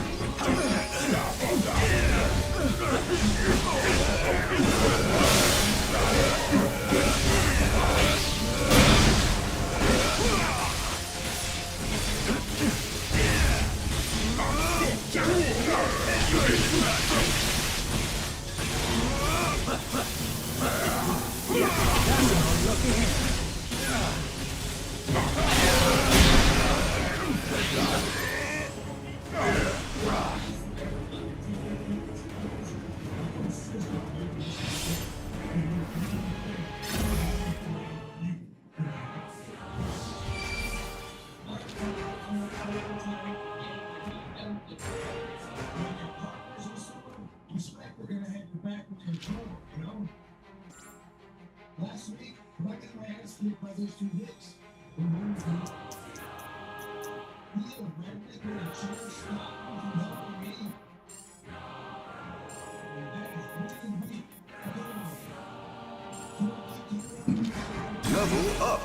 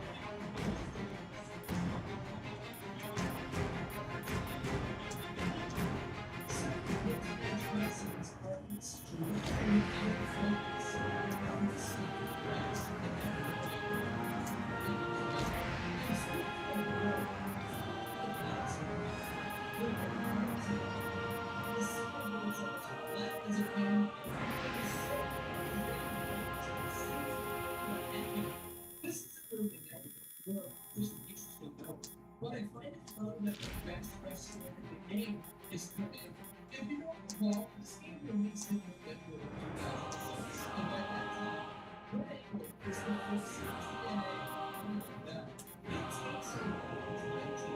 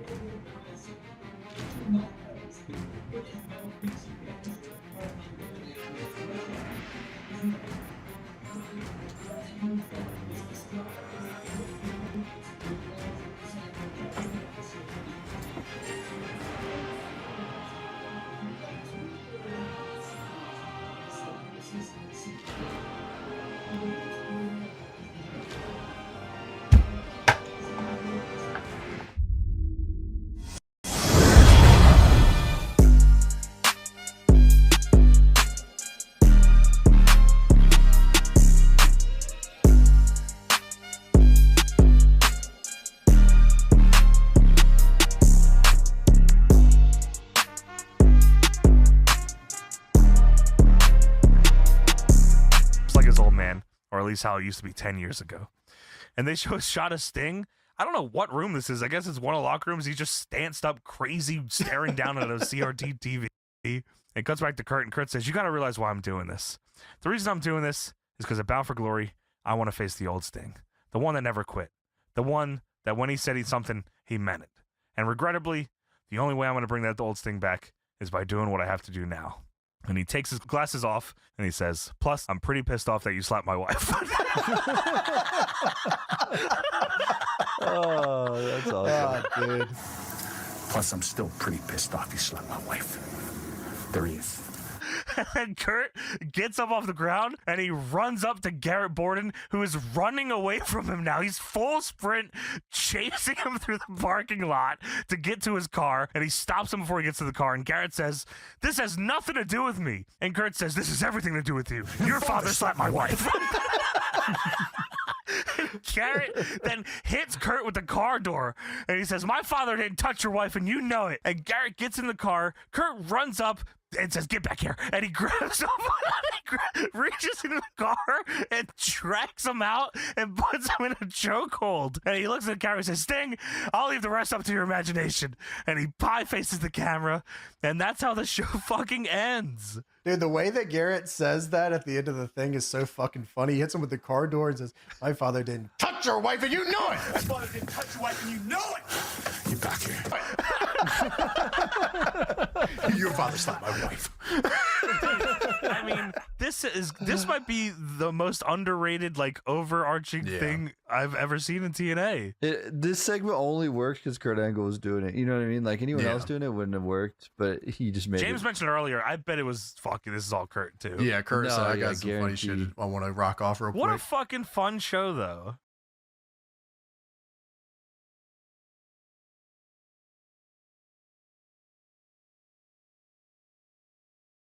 Jim Ross Town Hall up next. I'll be honest with you. I'm a kick back here. I ain't write a single fucking damn thing it. because I knew I ain't write a single fucking thing for this.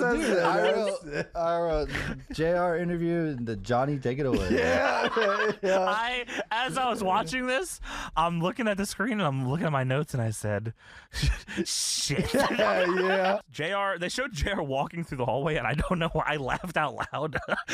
He gets his walking to the ring segment. Yeah. Just laughed out loud. So JR comes to the ring here to interview old Stone Cold Steve Austin. And JR says, oh, it's always great to be around WWF fans wherever we are, but by God, I got to tell you, it's great to be back home. And it's a Oh, shit. JR said, now I have the opportunity to talk to the new WWF champion, Stone Cold Steve Austin. And I think there are questions that need to be answered. I think you deserve an answer. And without further ado, I'd like to introduce you to the Stone Cold Steve Austin.